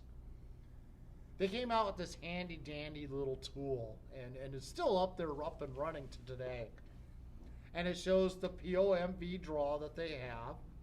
It shows the proposed budget will say, I believe it was $4.2 billion that they had listed as the budget, total budget. They showed the revenue that they had coming in from the oil and all those other places to pay the taxes that they get to pay the budget with. And they showed, like I said, the POMV draw. And they show our permanent fund dividend in this tool. Okay. Now, if we are to follow statutory formula for our permanent fund dividend, we would have been seeing a $3,000, right around a $3,000 PFD this year. We're going to pretend for a moment they actually followed the statutory laws. Sadly, you have to say pretend. Yes, I have to pretend they followed the law. And we're going to take that $3,000 out of this budget tool of theirs. It doesn't even exist in it, because under the statutory law, that money is a transfer from the earnings reserve account, and it goes into the state's budget account to be transferred to us Alaskans. So it doesn't exist. We're just going to pretend the statutory law is what they're following. So you remove that from their handy-dandy little tool that they put there. And remarkably enough, there was a $900 million surplus in the budget. $900 million surplus. I'm going to repeat that one more time. A $900 million surplus in the budget. Once you put the permanent fund into their tool as the statutory amount, not a statutory transfer, it's supposed to be from the ERA, this tool assumes they're using tax revenue, the money they collected from oil, the money they collected from all these different taxes, fuel tax, you name the tax, whatever the tax may be. They're now paying that $900 million of our permanent fund dividend using tax revenue. Now, if they paid the statutory formula for it, which would be $3,000, that leaves them basically a $1 billion shortfall. They had a $900 million surplus before they turned it trying to pay our permanent fund using tax money. So my biggest thing that you're going to run into, because these have passed through the House. Mm-hmm. They have been voted on. I've got the votes. I got it on record. I share it religiously every couple of weeks, just to keep reminding Alaskans that these bills are out there. COVID stopped them from going any further on these bills. That's the only reason why they had not gotten completed this year. Okay. If elected, you're going to have to face these bills because they're coming to the Senate next. Okay. They're going to be sitting in front of you. You're one person, mm-hmm. and here's where the big cluster. I'm trying to avoid cussing here, happening out there, and just like with SB 26, I got the basically a commitment to repeal that bill. These are just working their way through the process. That reminds me of that old commercial. I'm just a bill, only just a bill. The cartoon that used to play. And so they're working their way through the process through Capitol Hill. And if, for all Alaskans' sake, it would be good if it just kicked right back down the steps, never to be able to crawl back up it again. But you're just one voice. You're one person. You're going into the swamp. I'm going to throw another legislator's name out there. He'd probably get mad at me for doing it at this point, but I don't care. We got Representative David Eastman. Yes. He been waiting for this one. He is criticized and he is trashed upon all the time for what they want to say as grandstanding in front of their giving speeches during the sessions on the floor there in the House, and how he never seems to ever pass any bills, and he's always a no vote when everybody else votes yes. But if you look at his scorecard out there for a conservative, for his voting record, he ranks at the top. Yeah, it's phenomenal. He is darn near, if not number one, he should be number one for his voting record that he has out there. He has a conservative record that is untouched. If only our other legislators had that kind of record, we wouldn't be in the mess that we're in right now. So he's always being slammed out there for it. You're going to be in the Senate. You're going to be facing the same type of opposition that he faces. Are we going to hear you as a voice like his? I mean, you got a lot of issues out there that are Alaskan that specifically those that are in control of the Senate right now, there's basically only 3 people telling the other 20 of you guys what to do. Right. Well, my first question is not going to answer that one. Why would David Eastman get to me? I'd have to ask that question. You said if I bringing up David Eastman. I'm meaning more as in the audience. Oh, I'm sorry. I was like, I got no issues with him. He's. By your reaction, I could tell you didn't have no problem with him. No, I don't. It's more for the audience sake okay. out there. That I see it all the time. I have certain people that I'll post something for David Eastman on my page, and they go ballistic and they say a lot of nasty things. I'm sure they're commenting right now on his and I's collaboration to take over Alaska. I'm sure at this point they're going, man, he's just the conversation. This is not what we were expecting. No, Meet the candidate today. This is. I mean, honestly, I had a lot of people say you're going to be meeting a libertarian. Yep. Their values are not like anybody else out there. Well, your values are a lot more conservative in a lot of different areas, and then there's a lot of areas that they divert, which correct. I guarantee you already know. We're going to get into that here. Absolutely, today. Looking forward to that part. So let me address the question. Basically, your question is, hey, I'm a new Alaskan, brand new. I'm in the Senate. I got these old timers in their suit and ties with their money, their power. Am I going to let them push me around?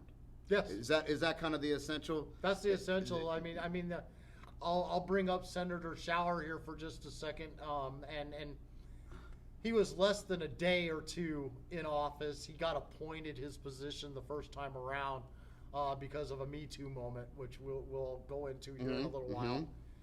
And he got appointed to his position, replacing a person that had been removed.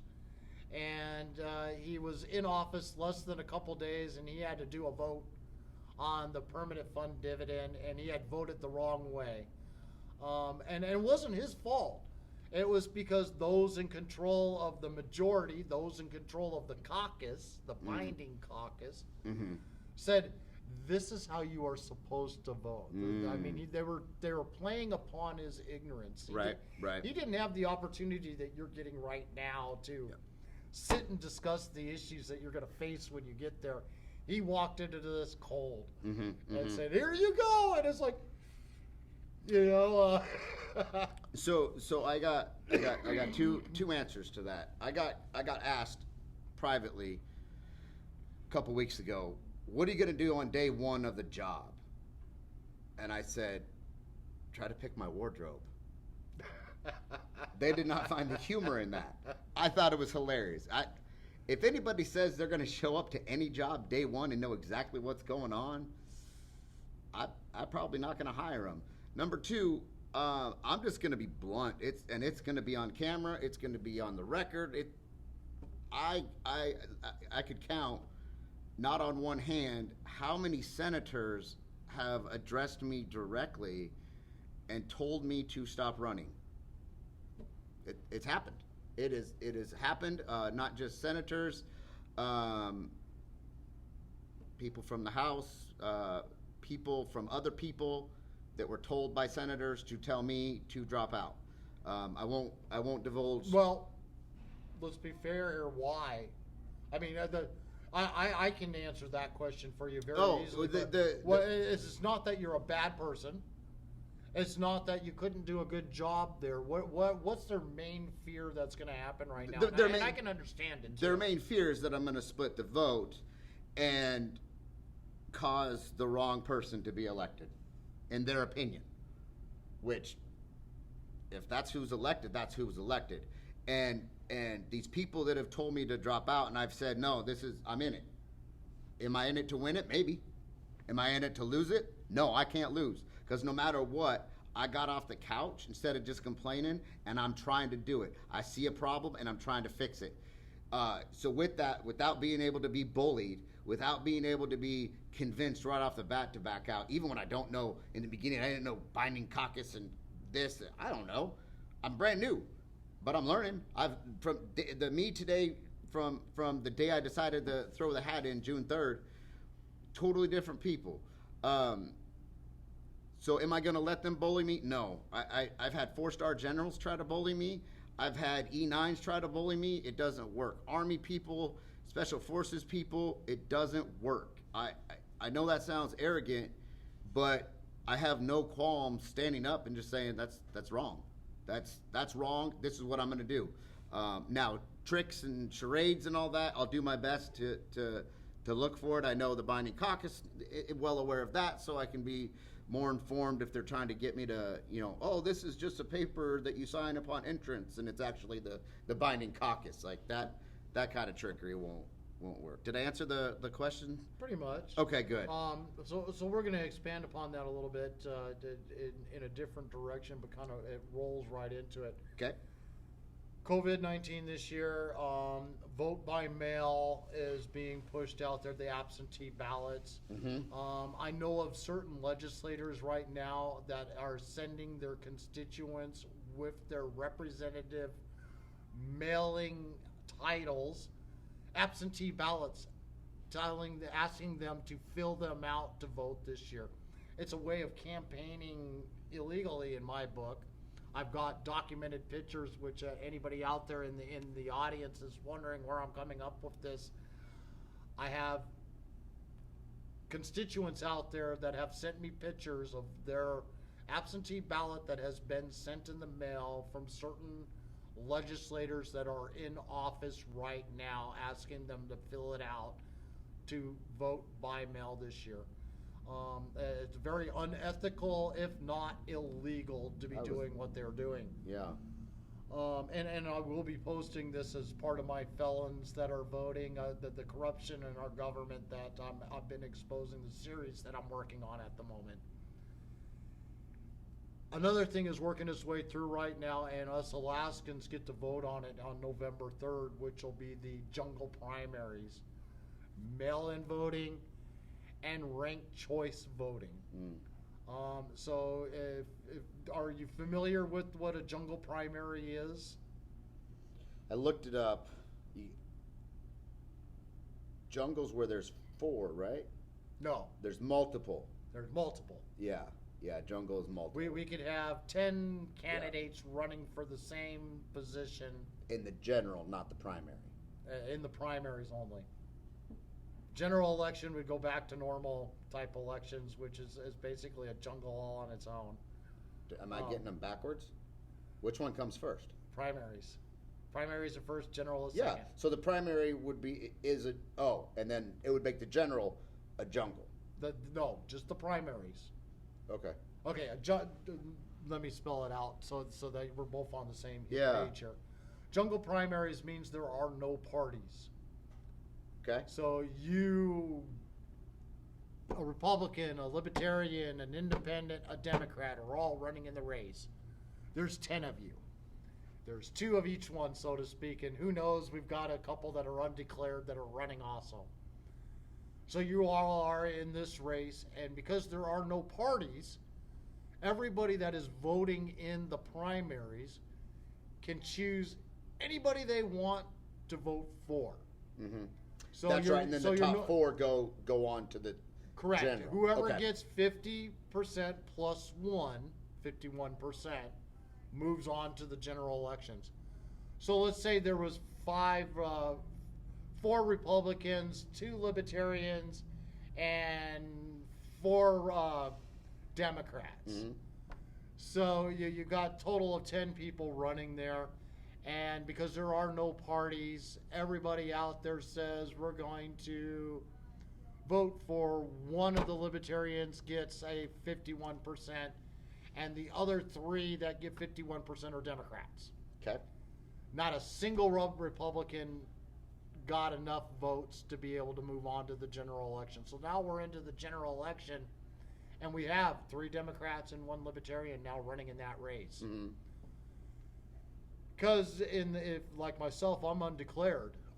I can vote in either direction that I want to vote in the general election. So I could become a Democrat today, I can become a Libertarian, I can be a Republican. It doesn't matter which party I choose, I get to vote any direction that I want to go.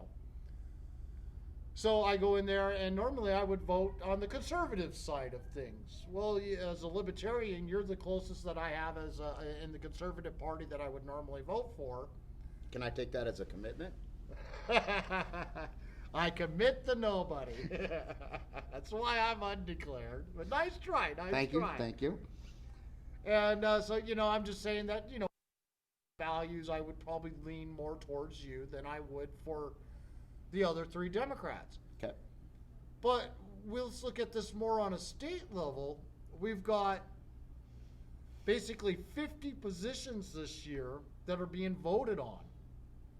In a jungle primary, they could throw all these Democrats into this primary, or all these Republicans, and depending on based upon the way things are voting, and if you don't know what ranked choice voting is, put my name into the search bar on Facebook, Politadick, type in ranked choice voting right behind it, and I will give you a step-by-step rundown of how ranked choice voting works. And I used the governor's race in 2018 as an example of what could have happened versus what did happen. Okay. So under ranked choice voting, we could have all Republicans move on to the general election. We could have all Libertarians, have all independents. We could have all Democrats. The parties are basically been eliminated. Mm-hmm. So we're currently in the mess that we're in right now because of, and very blunt about this, the Democrat Party. What mess? The fiscal budget. Oh, that mess. we're I in. thought you were talking voting. I'm sorry. And I'm going to throw it right out there. The Republicans too. Okay. Democrats aren't going to get the full blame of this. We have people that call themselves Republicans, but they're really just nothing more than rhinos that claim that they're Republicans. But if you look at their voting record, or you go back and look at their declared party, most of them were Democrats up until they realized they couldn't get voted in as a Democrat, so they changed the party and became a Republican just so that they would win the election. Mm-hmm. Because a lot of voters out there don't care to vote for a Democrat, but they'll vote for a Republican. They don't care what the person's name is. That's who they're going to vote for because they got an R by their name. Mm-hmm. They don't care who the Democrat is. They're going to vote for them because they got a D by their name. Mm-hmm. And we see that a lot with like name recognition is another way. How close is your name to somebody else? We'll vote for you. Mm-hmm. Always love that there's a couple movies out there that are based upon just that fact. They ran them because their names were the same.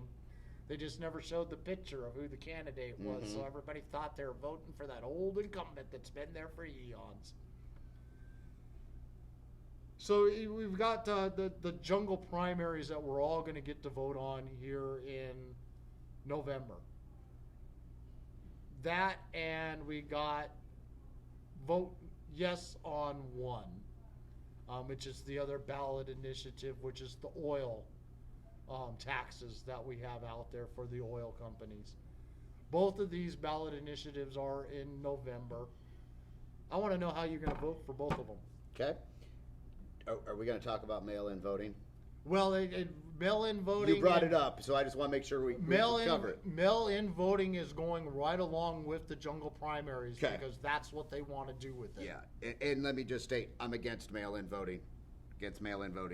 So I just wanted to make sure that one didn't get forgotten. Because when they passed this ballot initiative through the Supreme Court, the reason why it was being fought in the Supreme Court, instead of it being a one-item issue, they tied it all together. About the only thing that I agree with that was in that ballot measure was about the dark money. Dang it! I was going to bring that up. You hadn't brought it up yet. That was my little ace in the hole. Well, let's talk. Just wanted to show you. My knowledge is pretty extensive on this stuff. No, well played.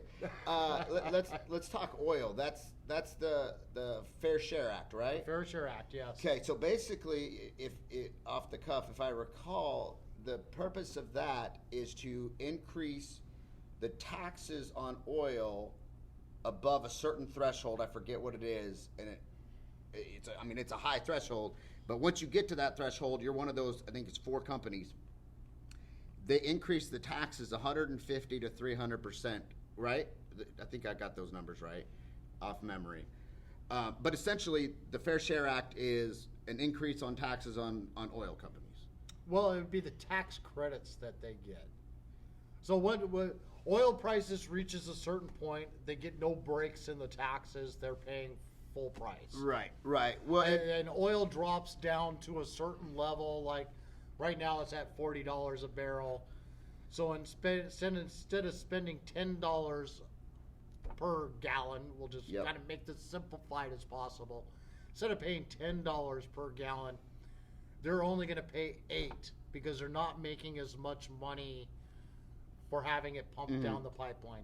And always keep in mind when it comes to this initiative, the ones that want this Fair Share Act think that we're Texas and that we don't have 1,000-mile pipeline that this has got to pump to get to where it's got to go to through the most harshest environments known to mankind. Yeah. So here's my short answer, and I'm gonna talk about things that we're gonna cover here in a little bit. I'm absolutely opposed to it. The Alaska Oil Fair Share Act, I think, is the thing, and here's why. Number one, Alaska does not have a revenue problem. I've said this before. Alaska has a spending problem, and all they keep wanting to do is increase their revenue. Well, if you have a spending problem and you go from making $5,000 a month to $10,000 a month, you are literally going to be the same. You're probably going to eat out more. You're probably going to buy a fancier car. You are going to be living paycheck to paycheck broke. I don't mean that rudely. It's just what it is. That's where Alaska is. We have such a deficit. Our revenue, it doesn't matter. In fact, now they want to tax oils 150 to 300% increase, not 300, an increase of that. And they're taking our PFD. Man, they are stealing money from everybody. Why should these oil companies get taxed more just because Alaskan legislators can't keep their own budget? And when you go to a financial planner, the number one first thing you do, you establish a budget. I got $10 for this. I got $50 for here. This is my car payment. Boom. I have $1,800 in outgoing money. I make $2,400 a month. I have a surplus of $600. Let's save $400. We'll blow to $100 on the movies and $100 for something else. But what Alaska does is go, well, I've got $1,800. I make $2,400, but I want to spend $3,000. Now it's $3,500 because, well, we failed to realize with public health, for example, oh, I'm going to go steal money from my neighbor to help pay for this. That's not real life. And then they'll say, we'll get a second job. That's where these increased revenues go. But if you don't fix your budget and your spending problems first, it doesn't matter how much you make. Look at America. So the state's basically, to put it in a nutshell, the state's second job that they would have got to cover that increases beyond what they were making originally. Right. That's our PFD. PFD, and then the third job would be this oil tax. The oil tax. Absolutely. And I understand the tax credit, but let me be clear.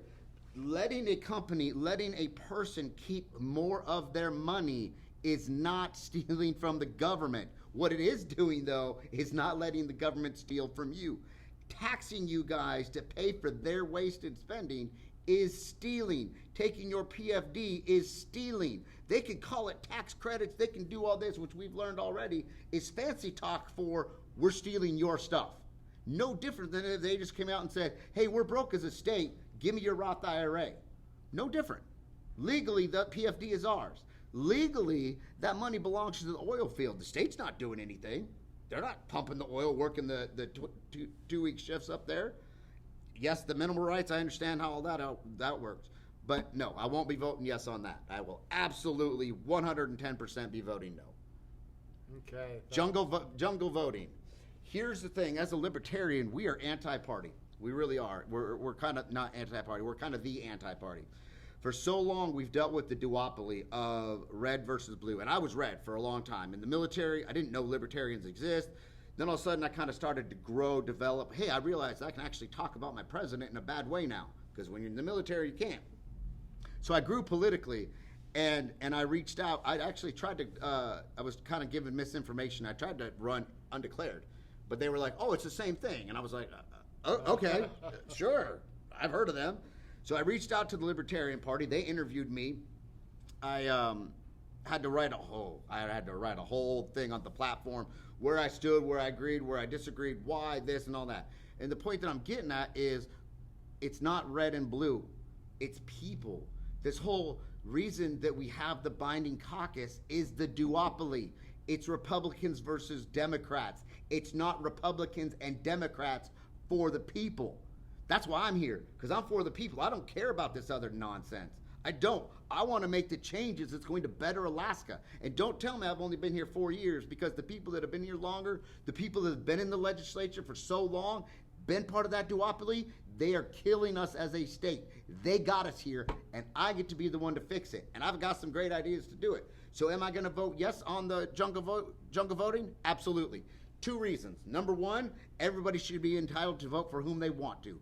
Just like I'm not stealing votes from Shelley Hughes, nor Stephanie Jeffers. If I get a vote, I've earned it. It's not theirs. I earned it. The fact that Shelley Hughes, case in point, if this vote got split, didn't get enough votes to beat Stephanie Jeffers, that's her problem, not mine. Or Stephanie Jeffers, excuse me. That's her failure, not my accomplishments that's to blame. But people want to blame me if I go out there and get 100 votes and she loses by 13. Bummer. That's how it goes. We should all be entitled to vote how we want. If not, you get places like Seattle or in Washington where you can only vote for blue or red. That's it. Well, I'm going to throw this out there because I can kind of agree with a lot of what you just said there, but you're missing the one key point that's also involved with this jungle primaries, ranked choice voting. You're going to have to explain that just a little bit, because I'm not. And you got to get 51% of the vote, 50 plus 1. So let's say we have 4 candidates that are running for the election. Governor Dunleavy, we've got Begich and Tolan, and we'll say miscellaneous Mallet and Walker still into the race going on there. The beginning of the race, you get to vote just like a normal person would. You cast your ballot on who you want to win. And Governor Dunleavy gets 39% of the vote. Begich gets 31 or 30% of the vote. Tolan got 12% of the vote, and Walker got 4 because of Mallett's Me Too moment. And him withdrawing out of the race. People were just too dumb to realize that he had withdrawn. So they threw in their vote for him anyways. But under ranked choice voting, it doesn't stop there. No one has reached 51% yet. So those that voted for Dunleavy, Begich, and Tolan, their votes kind of stay where they're at the moment. Those that voted for Walker get to vote again because their first choice didn't work out for them. So under ranked choice voting, you number the candidates in the order you want to see them win. So in my case, I would have said Governor Dunleavy, or Dunleavy would be who I'd want as number 1. Begich would be number 2. Tolan would have been number 3. And Walker, I wouldn't even throw in a vote for him, but because there's 4 people, he would be my 4th choice. So they take my first one, who has the highest percentage. I'm done voting. My other 3 people that I have ranked aren't going to matter unless the numbers work out that way, which we'll go into detail. And like I said, I encourage you to look up ranked choice voting, put my name Politadick in front of it in the search bar on Facebook. Walks you step by step through this. And I'm probably going to make a mistake, so... And I'm going to hold you to it. Well, that's why I'm referring you to what is written down versus what I'm going to say out loud. So Governor Dunleavy currently at the moment under traditional voting, he would have won the race. He would have moved on, and Begich under the current numbers would have moved on because they had the 2 highest totals. They would go into the general election. But we're going to pretend this is the general election, not primaries. This is the final one. We got to have 51% to win. So Governor Dunleavy has 39% of the vote. Begich has 30. Tolan had 12. Walker had whatever was remaining in the vote there, but it's not enough to move on. So he's been eliminated. Everybody that voted for Walker, now they get their second choice, their number 2 pick. 2 more people out of those, we'll say there was 10 altogether. 2 of those people picked Tolan. 7 picked Begich, and 1 picked Dunleavy. So Dunleavy's at 40%. Begich is now at 37%. Tolan's at 14%. Nobody has reached 51% yet. So ding, ding, ding, round number 3. Those people that voted for Tolan, they now get their third choice. So their third choice has Governor Dunleavy. He has, what did I say, 40% there. Yeah. And then this is where I said my numbers are going to probably come out wrong. And we'll say Begich was at 41%, and Tolan had that 14% sitting there, or 14 votes, basically, doing 100 people voting. Yeah. So now Tolan's get recalculated. They now go into their third choice for the pick, or their fourth choice from wherever we are in this current system. And their bloats get for their third choice between Governor Dunleavy and Begich. Now remember, under the traditional system, Dunleavy had already won. Begich came in second. Tolan was third, and Walker was just a fluke to still be on the ballot just because of the way things happen. Tolan's gets divided for all those people's choices, and now Governor Dunleavy has 49%. Begich has 51%. Begich has now won the election using ranked choice voting. So basically, there are no losers in who you vote for because you get to vote more than one time during an election. Under the jungle primaries that they're talking about doing in the primaries, this is how the voting will happen. If you go back to this last election season when we had Bernie Sanders against Biden, I always say, I never want to pronounce his name correctly. I think he's a joke. But you got them in Iowa. Prime example, Bernie Sanders was in the lead. He pretty much had locked up. He was the winner. But they were using ranked choice voting there in Iowa. When they got done totaling all of the different ones to see who got 51%, or the highest above 51%, all of a sudden, Bernie Sanders no longer won Iowa. He lost it. And Biden was now the top candidate to get all the calculated numbers for that move on for the primary, so they keep totaling up to who gets to the very end. Okay. This would be the same thing that would happen in the jungle primaries here. So no longer are you getting to vote for just one person. You'll now have to vote for all 10. Yep. And rank them 1 to 10. Yep. And that's how they're going to be voted. Got it. Okay. So are you still in favor of the current bill that they have there, or do you want to do more research? Or? Can we address the dark money real quick? Sure. Because in this bill, it opens up, correct me if I'm wrong, basically where your campaign donations come from, right? Correct. So that's about the only thing I personally find. So the two major things are ranked voting and dark money, ranked choice voting, mail-in voting. Because the mail-in voting's on the same one? It's all on the same one. They combine all these different issues into one big bill. And that's where they play the game of politics. That's where they have a bill about seatbelt laws, and then they throw in a bill about property taxes. Like they combine. It's frustrating. Yeah, your property taxes has to do how well you wear your seatbelt. Yeah, I'm anti-mail-in voting. I'm obviously pro. Let's show where the money is. Which, by the way, my whole entire campaign donations right now is sitting at a whopping $20. All because my friend made one statement over the phone, and I have to claim it now. While I was in Juneau, I could have, anyways. And then the ranked choice voting. I'm going to counter with a question. Can a bill pass in the Senate without a 51% vote?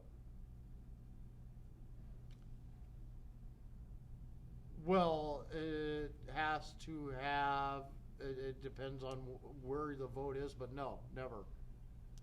Never? It can't pass with less than 51%. Okay. So in the Senate, to pass a bill, we need 51. Because that's where Governor Dunleavy, at this current time, legislative-wise, let's say the House and the Senate, they did at 50%. Governor Dunleavy would have to step in to become that 1% either before or against. Right. Okay, so in the Senate to pass a bill, we got to be at 51%. Yes. Okay, so ranked choice voting matches up with Senate and bills, right? No, because I mean, a little bit, because it's different. You have kind of yes or no in the Senate. I understand that. But I'm not getting to vote on multiple different versions of that bill. No, I understand that. I do. I have one version in front of me. I don't have 10. Yeah, no, that part I get. I'm not ranking my number 1 to my number 10 choices in bills here. And I promise I will answer the question. I will. Hillary Clinton beat Donald Trump by popular vote, but Donald Trump is the president. Yes. Because of the way... Because of the electoral college. Right. Which some argue the same thing would be similar. Well, without the electoral college, New York and California would decide every single election. I understand, and I'm not... And the rest of us, 48 states, it's like, you guys don't... Yeah, your voice no longer matters. We're going to get some liberal. We understand. Biden will be in. Anyways. We'd have Hillary Clinton now. Right. Well, yeah, that's true. and we probably wouldn't be talking, but you know, the ranked choice voting, I understand the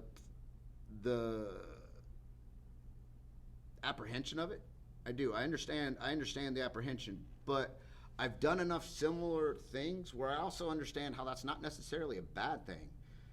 It's hard to declare someone a winner of an electoral vote at 33%, which can happen. So literally a third of the country voted for this person, the state, and they can win. If you have 100 voters and 100 people vote. Oh, 34. I was off by 1. 34. I'm sorry. But I mean, if you have 100 voters and 100 people vote, whether it be 33% or 51%. The majority should be able to get the controlling vote when it comes to an election, especially in a primary. But then because when you get down to the general election, it's only 2 people. Then the 51% or more is when it becomes important. Right.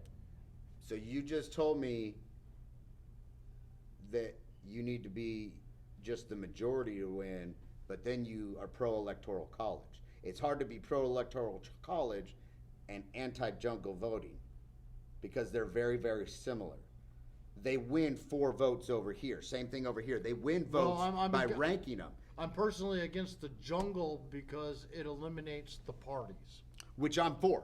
I am 110% for eliminating the parties. Because, again, the duopolies have gotten us where we are as a state, as a nation. It's red versus blue. That's all that matters. We've seen it with Donald Trump. We got to stop it. We got to stop that. I don't care what you are. Let's talk about the bill. Does the bill make sense? Yeah, I'll vote for it. Liberal, Republican, Democrat, if it's my bill, whatever. We need to get away from the red and blue. There shouldn't be 2 parties. There are actually other ways to think. Most people don't know that, but there's gold. I tried to find my gold shirt, but I didn't. I don't know where it went. So, offhand, based on what you told me, I'll be voting for it, which is hard because then I'm voting for mail-in voting, which sucks. But you got to make. That's the ones where you got to make the compromise. Well, and you got to remember when you vote for this, you are voting for jungle primaries, ranked choice voting, mail-in voting. Right. That's what I'm saying is. And the only thing that I find good about the bill personally is the dark money. Right. You know, if they had done an individual, here's one on dark money, yep. I would be a yes vote instantly. Yep. Here's one on ranked choice voting. No, because I don't find that to be a fair way to vote for an individual that you like, because you're letting everybody else continue to keep choosing the next pick. That's just not, in my book, that's just not a fair way to do an election. And then you got the mail-in voting, and I already see enough fraud involved in with that, just in my own research that I'm doing. Felons being allowed to vote, them being able to get mail-in or mailed absentee ballots being sent to them. We got our own legislator currently, Gabrielle LeDukes, that's up currently on charges, not convicted, mind you. These are just charges, but for mail fraud. Absentee ballot using more than multiple ballots all coming from the same address in a mobile home that had like 20 people all registered to vote from that same mobile home that could barely fit 10 people, and that would have been elbow to elbow inside of that building. So I kind of have a real problem when it comes to the mail-in voting system. They got to find a way to tighten that up a lot. I agree. Like taking a picture of your driver's license and mailing it in with your absentee ballot. That way we got proof of ID. Versus I could sign it and mail it, and as far as they're concerned, you're a legitimate voter. Can we? You mentioned felons voting. Yes. Can we go back to that when we talk about guns? We can. Okay. Because they're connected. Okay. But that's the felons voting was as I literally did an article on it here about a week and a half ago, 2 weeks ago, somewhere right in that area, and we might as well just go ahead and segue right on into that right now. All right. In Alaska, we got elections are won. Many of them have been won by a flip of a coin. Good example would be Bryce Edgman, who is the House Speaker this year, last couple of years, and has been prior to that too. A lot of the mess that we are into in the legislative body is because he's also one of the controlling members of the illegal binding caucus rule, and his say, the other ones that have signed that agreement have to follow what he tells them to do and vote the way he tells them to vote, no matter how much it goes against the constituents that voted for him. Right. He won by a flip of a coin, literally. Heads or tails, you are the winner. We had another election that was won by, roughly one vote above, and there was a question about one of the ballots that they had found sitting off of the side, and that was in question.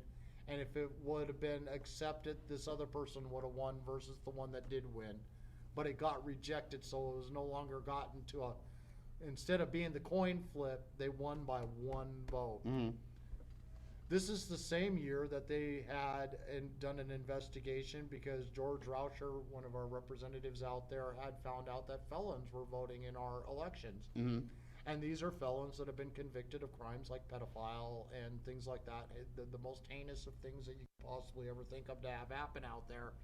And they were allowed to vote in our elections because of a loophole. One of those loopholes is that the Division of Corrections was no longer reporting their felons to the Division of Elections to make sure they were taking off of the voter rolls so that they couldn't vote anymore. The other kind of loophole came through was because of our permanent fund dividends was automatically registering people to be voted. All you had to do is check the little box. You could be a felon and get a permanent fund dividend. They don't take it away from you, other than probably restitution. They'll garnish it. Right. So then you've got also, you can go down and go get your permanent ID down to go get your driver's license, and you're able to register to vote there too.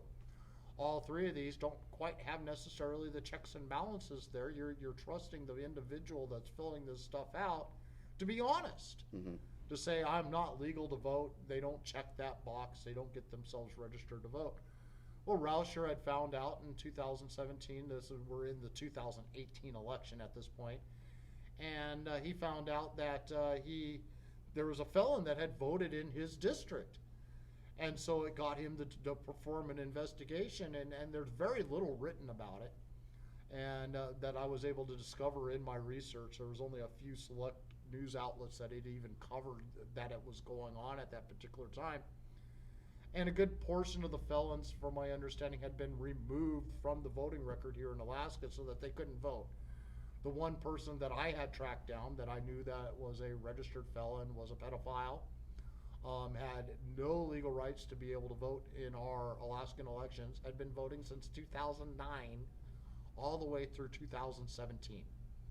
And I pulled up their voting record, and I could show them voting in every single year, including 2017. They also voted in the Matsu boroughs election that year, not just the primary and general elections, but voted in the Matsu boroughs election. So this is all the way through those years. 2018, miraculously, this person's name is no longer on the voters' rolls because of all the felons that had been removed from the record. This doesn't stop the newest ones of, say, felons coming in from the lower 48.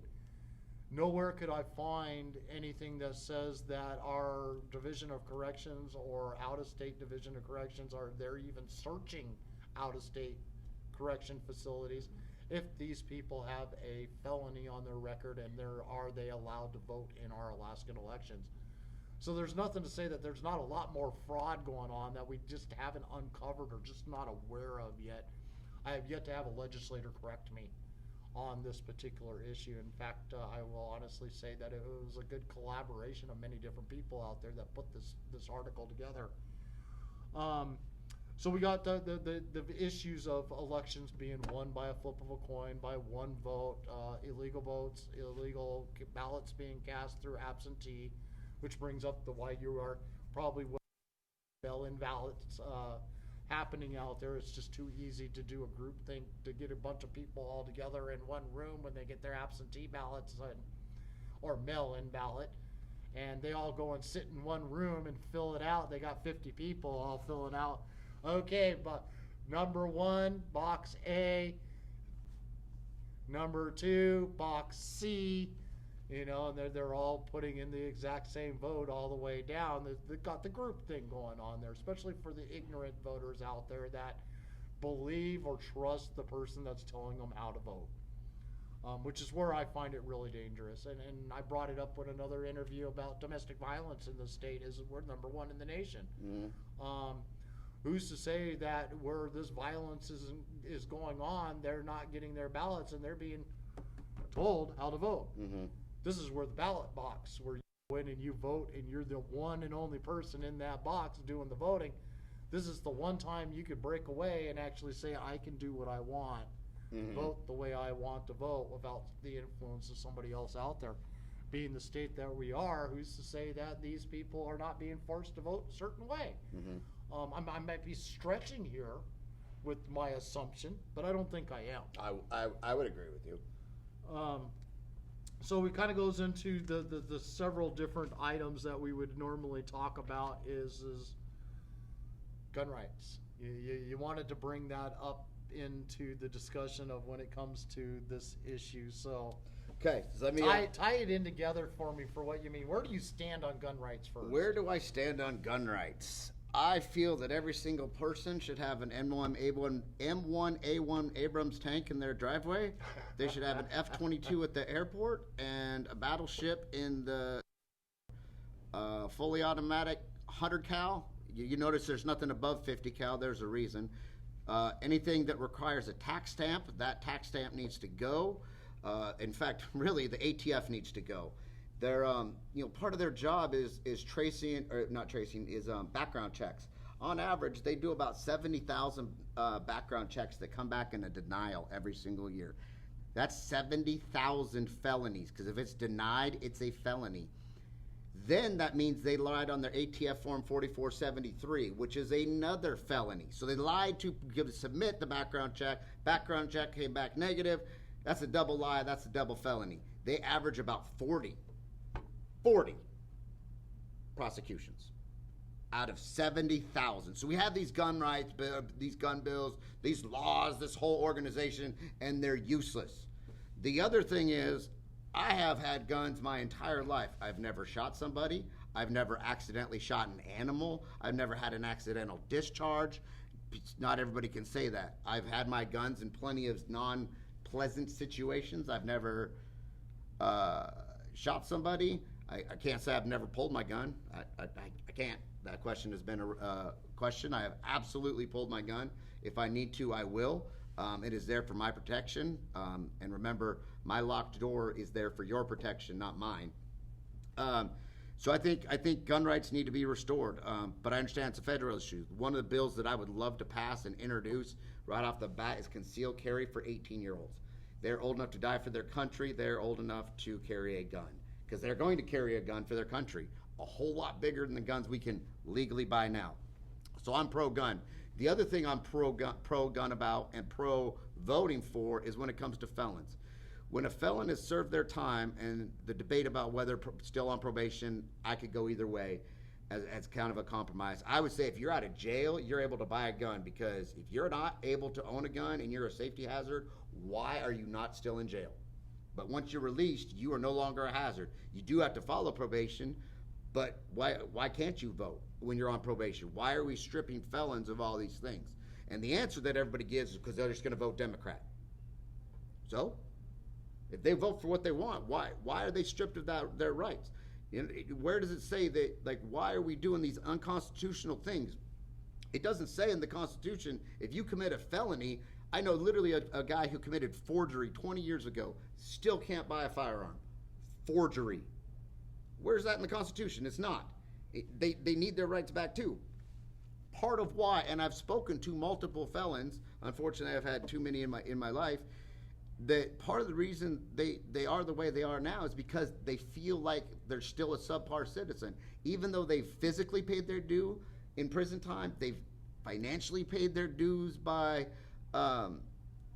paying the restitution that you brought up earlier, and then they're just, you have to put it on job applications. It's here. People make mistakes, and I'm going to reference. There's a book out there by a Harvard professor. The average person commits 3 felonies a day. 3. Average citizen. He did a whole study. It's unreal. Is it because we're all murderers? Nope. It's because the way the laws are written, and the laws are written to get you to become felons, even though you don't even know what you're doing is a felony. And I challenge people. I will happily have the conversation about who's committed which felony, and I've never lost that. Everybody always says, I don't do it. And then we have a chat, they lose. So that's where I'm at with gun rights, voter rights, felons' rights. They're people too. I know a lot of people at this point are doing the star and the hashtag and the @ symbol with the unpleasantry words, but I do. I believe in individual rights and responsibilities. Now, if those felons screw up and go back to prison, they go back to prison. But don't punish them before they've even recommitted a crime. I'll stop because I know we're yeah. Right to life, abortions. I am anti-abortion as a whole. I'm anti-abortion. I would argue there's a few points, medical reasons, rape, incest, very, very few percent, but as a whole, I am anti-abortion, which, by the way, goes against the party platform of Libertarian. Just want to throw that in there. All right, we're just going to move right into to several of these. We're running out of time here. Sorry, I talk a lot. Oh, no, that's what this whole entire thing is all about. We got taxes out there that they're going to be throwing at us. One of them is SB 115 motor fuel tax. This doubles the this doubles the fuel tax. It has passed through the Senate, so you won't have any hands on it comes time to vote on the final bill. Yep. When they went back to the CARES Act, this was one of the bills that they had put on the docket. Yep. Because they didn't want to already receive more air from the public. By passing it, they kept kicking the can down the road.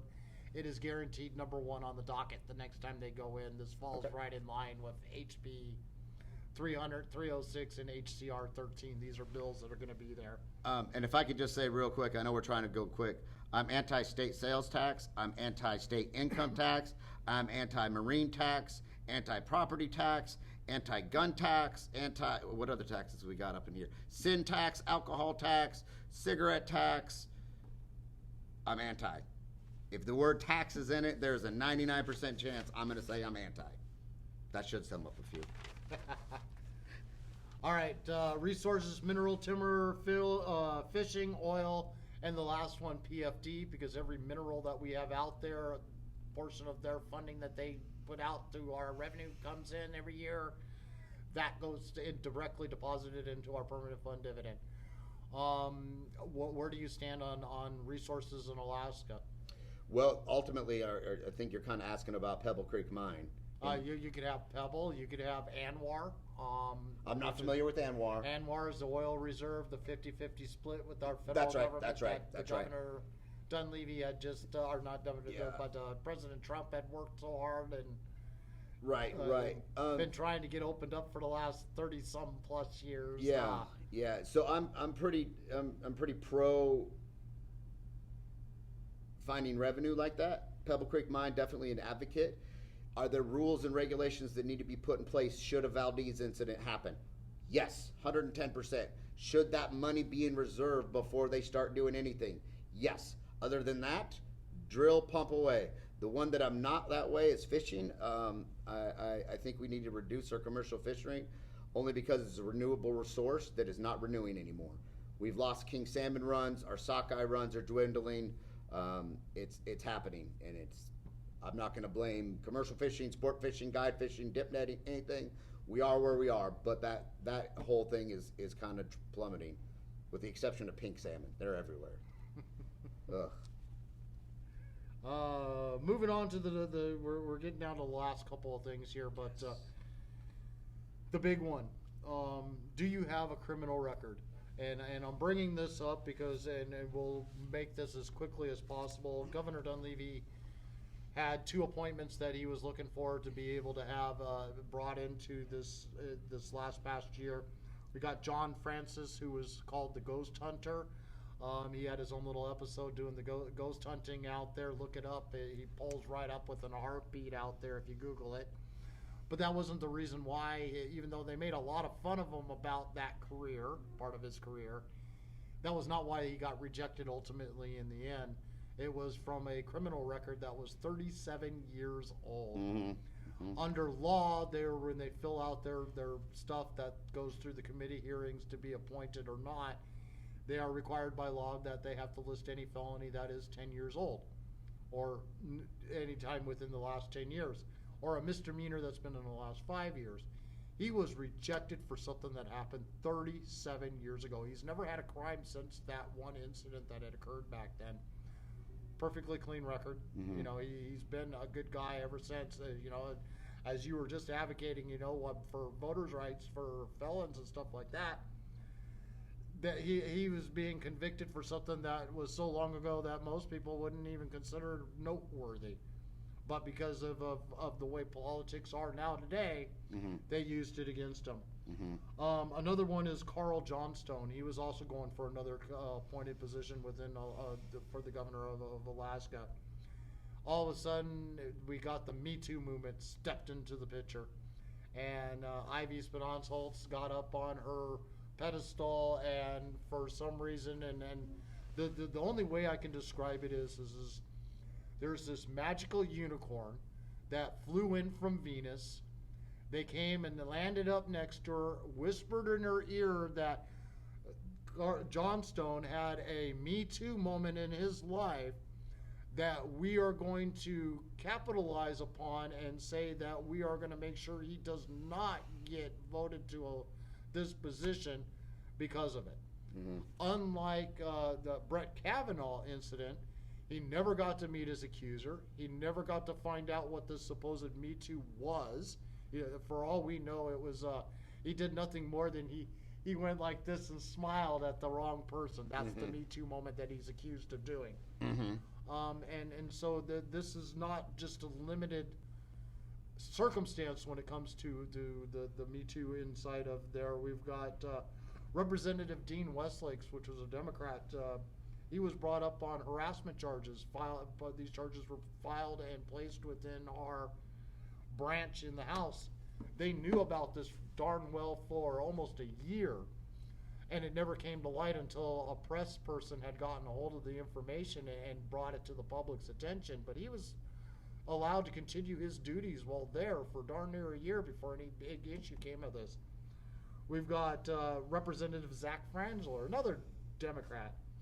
He beat up a woman in rough sex, and it took a couple months, and the victim to go to the press to get this out into the public because these certain legislators, and I'm going to name them right now. We got Bryce Edgman, Chris Tuck, Kawasaki, and Ivy Spinonzold, and a few other legislators, but they weren't quite in the main limelight, that were hiding this stuff from the public so that we didn't get to find out about it until the press got a hold of it. Then we have one more that that had to instantly resign within a 24-hour period, was Lieutenant Governor Brian Mallett. And everybody out there is going, well, he was not a Me Too. Well, guess what, folks? Go check it out. Look at the news article that came out this year.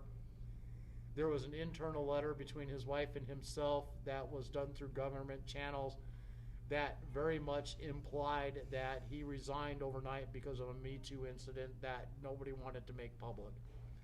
So we had 3 people within a very short period of time, all within the last 3 years, that were completely wiped out for a Me Too. But this doesn't just go in one direction here. We've got a Republican, too, that's been accused of a Me Too. And that was Senator David Wilson. He was accused of a Me Too moment, and we had these same legislators, Bryce Edgman, Chris Tuck, Kawasaki, Gabrielle LeDukes, Ivy Spinonzold, all demanding that he resign. We had many of the Senate legislators that are in control of the binding caucus, Gabrielle LeDukes, I'm drawing a blank on her name. Normally it would be right there for who it is. We had several other people that had jumped onto the band demanding that he resign right now for these allegations. He was accused of obscuring an aide in the Juneau halls. The truth is that he was saying that if I wanted to listen in on the behind closed door meeting, I'd just take my phone and slide it underneath the door. Nowhere was his phone even close to anywhere near this aide that would have been construed upskirting. They had videotape of it on because they were in the Juneau halls. Everything's videotaped, recorded. They had the proof that what he was claiming was the truth. What the aide was claiming was completely false.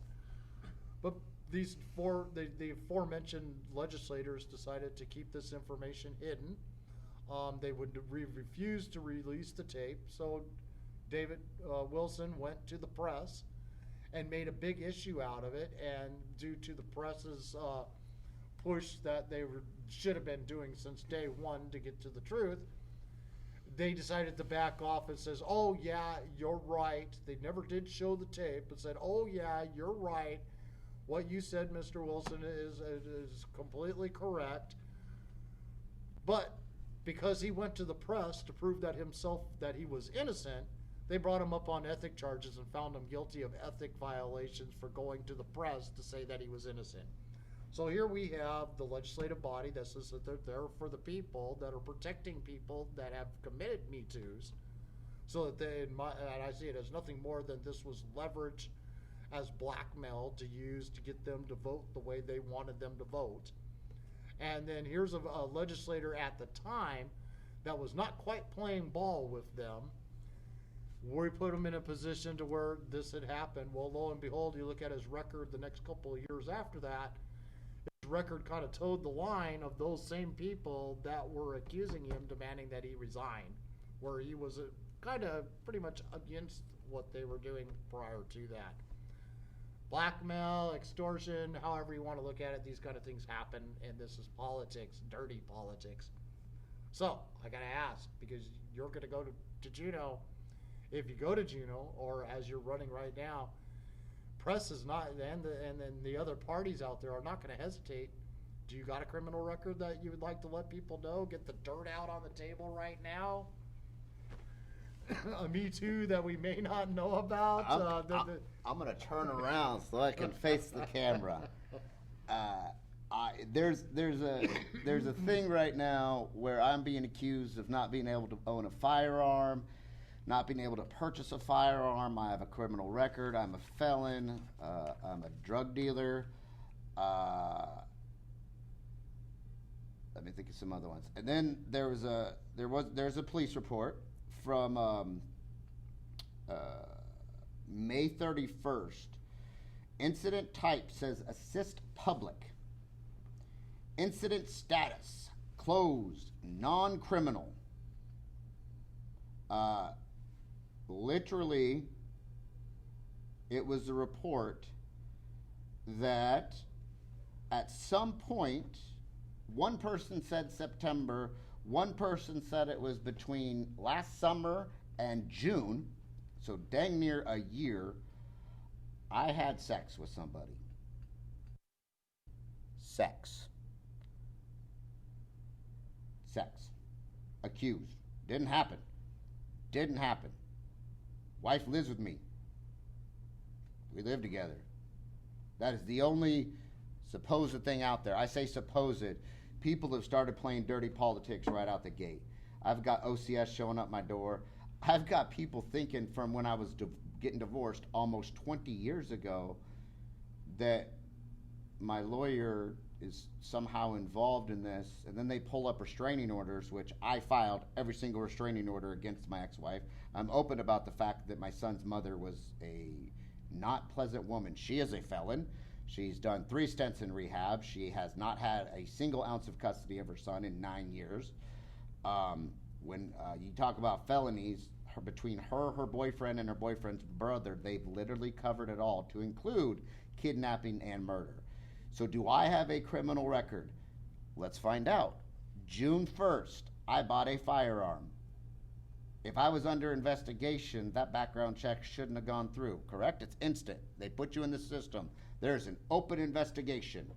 I didn't even know about this investigation. I went to the police station last week because I've got a couple people with fake Facebook accounts doing the dirty work, sending me stuff, telling me stuff, instead of going to the police, sending the stuff to my wife's ex-husband and his wife, who then obviously get upset with me. We've settled it down. So let me state again, I do not have a criminal record. I do not have a criminal record. Or a misdemeanor. Wait, is speeding a misdemeanor? Kinda. Let's see. Depends on what it was.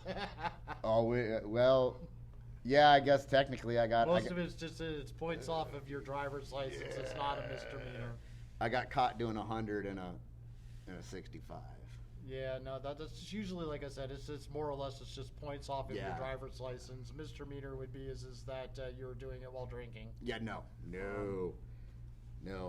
All right, we're gonna get down to the last couple of questions here, and we'll call it good at this point.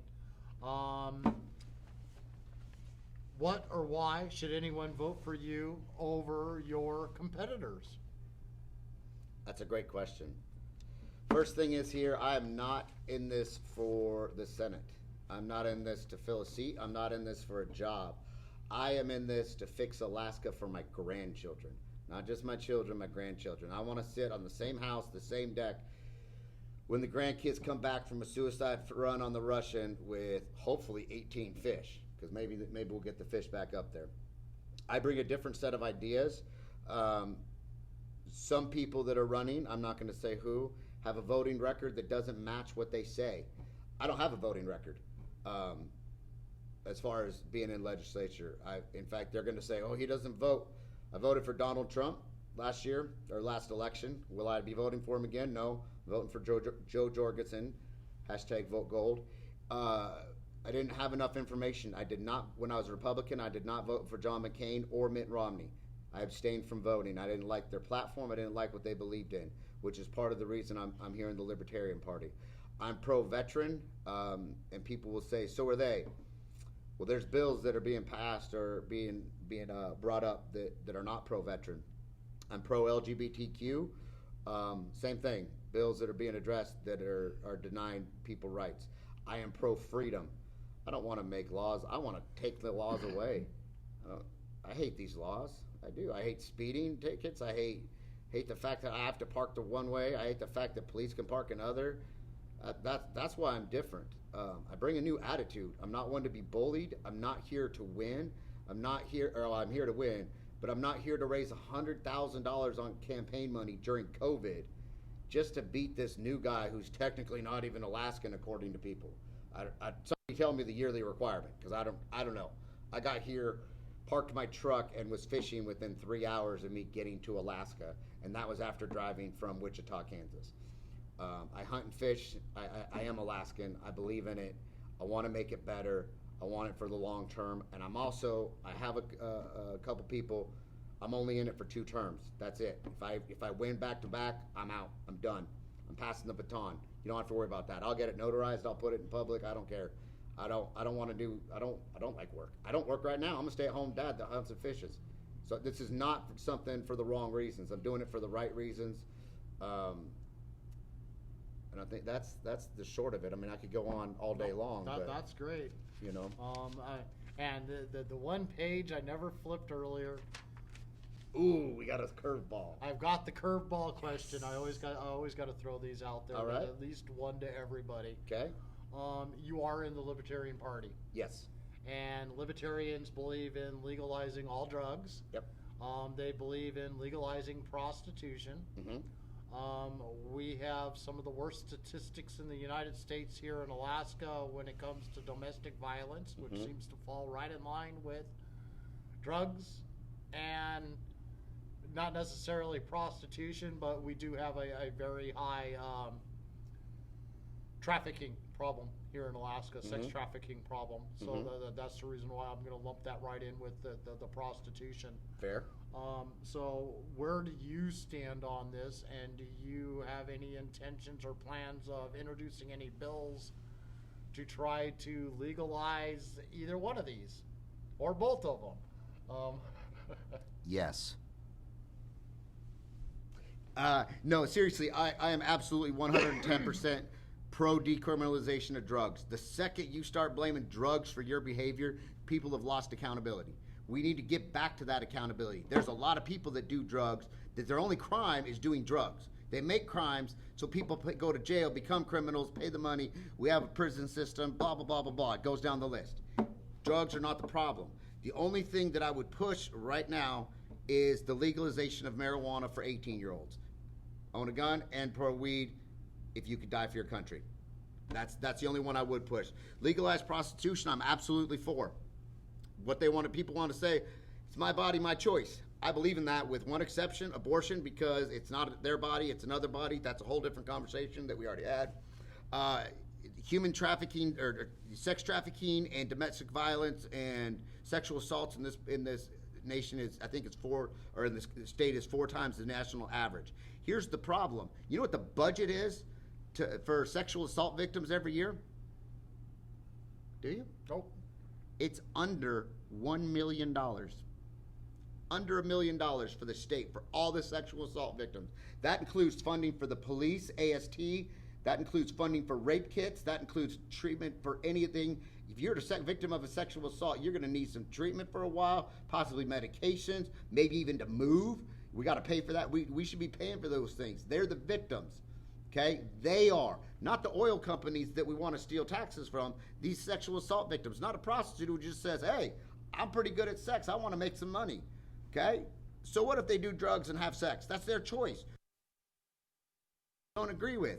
And the biggest thing is, well, the Bible this or Christianity this or it affects this. No, it doesn't. And then they're going to say, well, it's never affected you, Gavin. I just said what my son's mom was. She was a meth head, a crack head, we're not sure about prostitute, involved in kidnapping, murder, rape, you name it. She was there for it. She participated. She went to prison. Her boyfriend went to prison for terrorism charges with body armor. It's unreal. So I've experienced it, and I'm still supporting it because I am pro accountability with freedom. And with freedom comes responsibility. Quit blaming the drugs. Quit blaming other people. Legalizing prostitution, that should actually reduce human trafficking, which, by the way, at the Super Bowl in Dallas, they brought in 7,000 people. Guess how many arrests there were?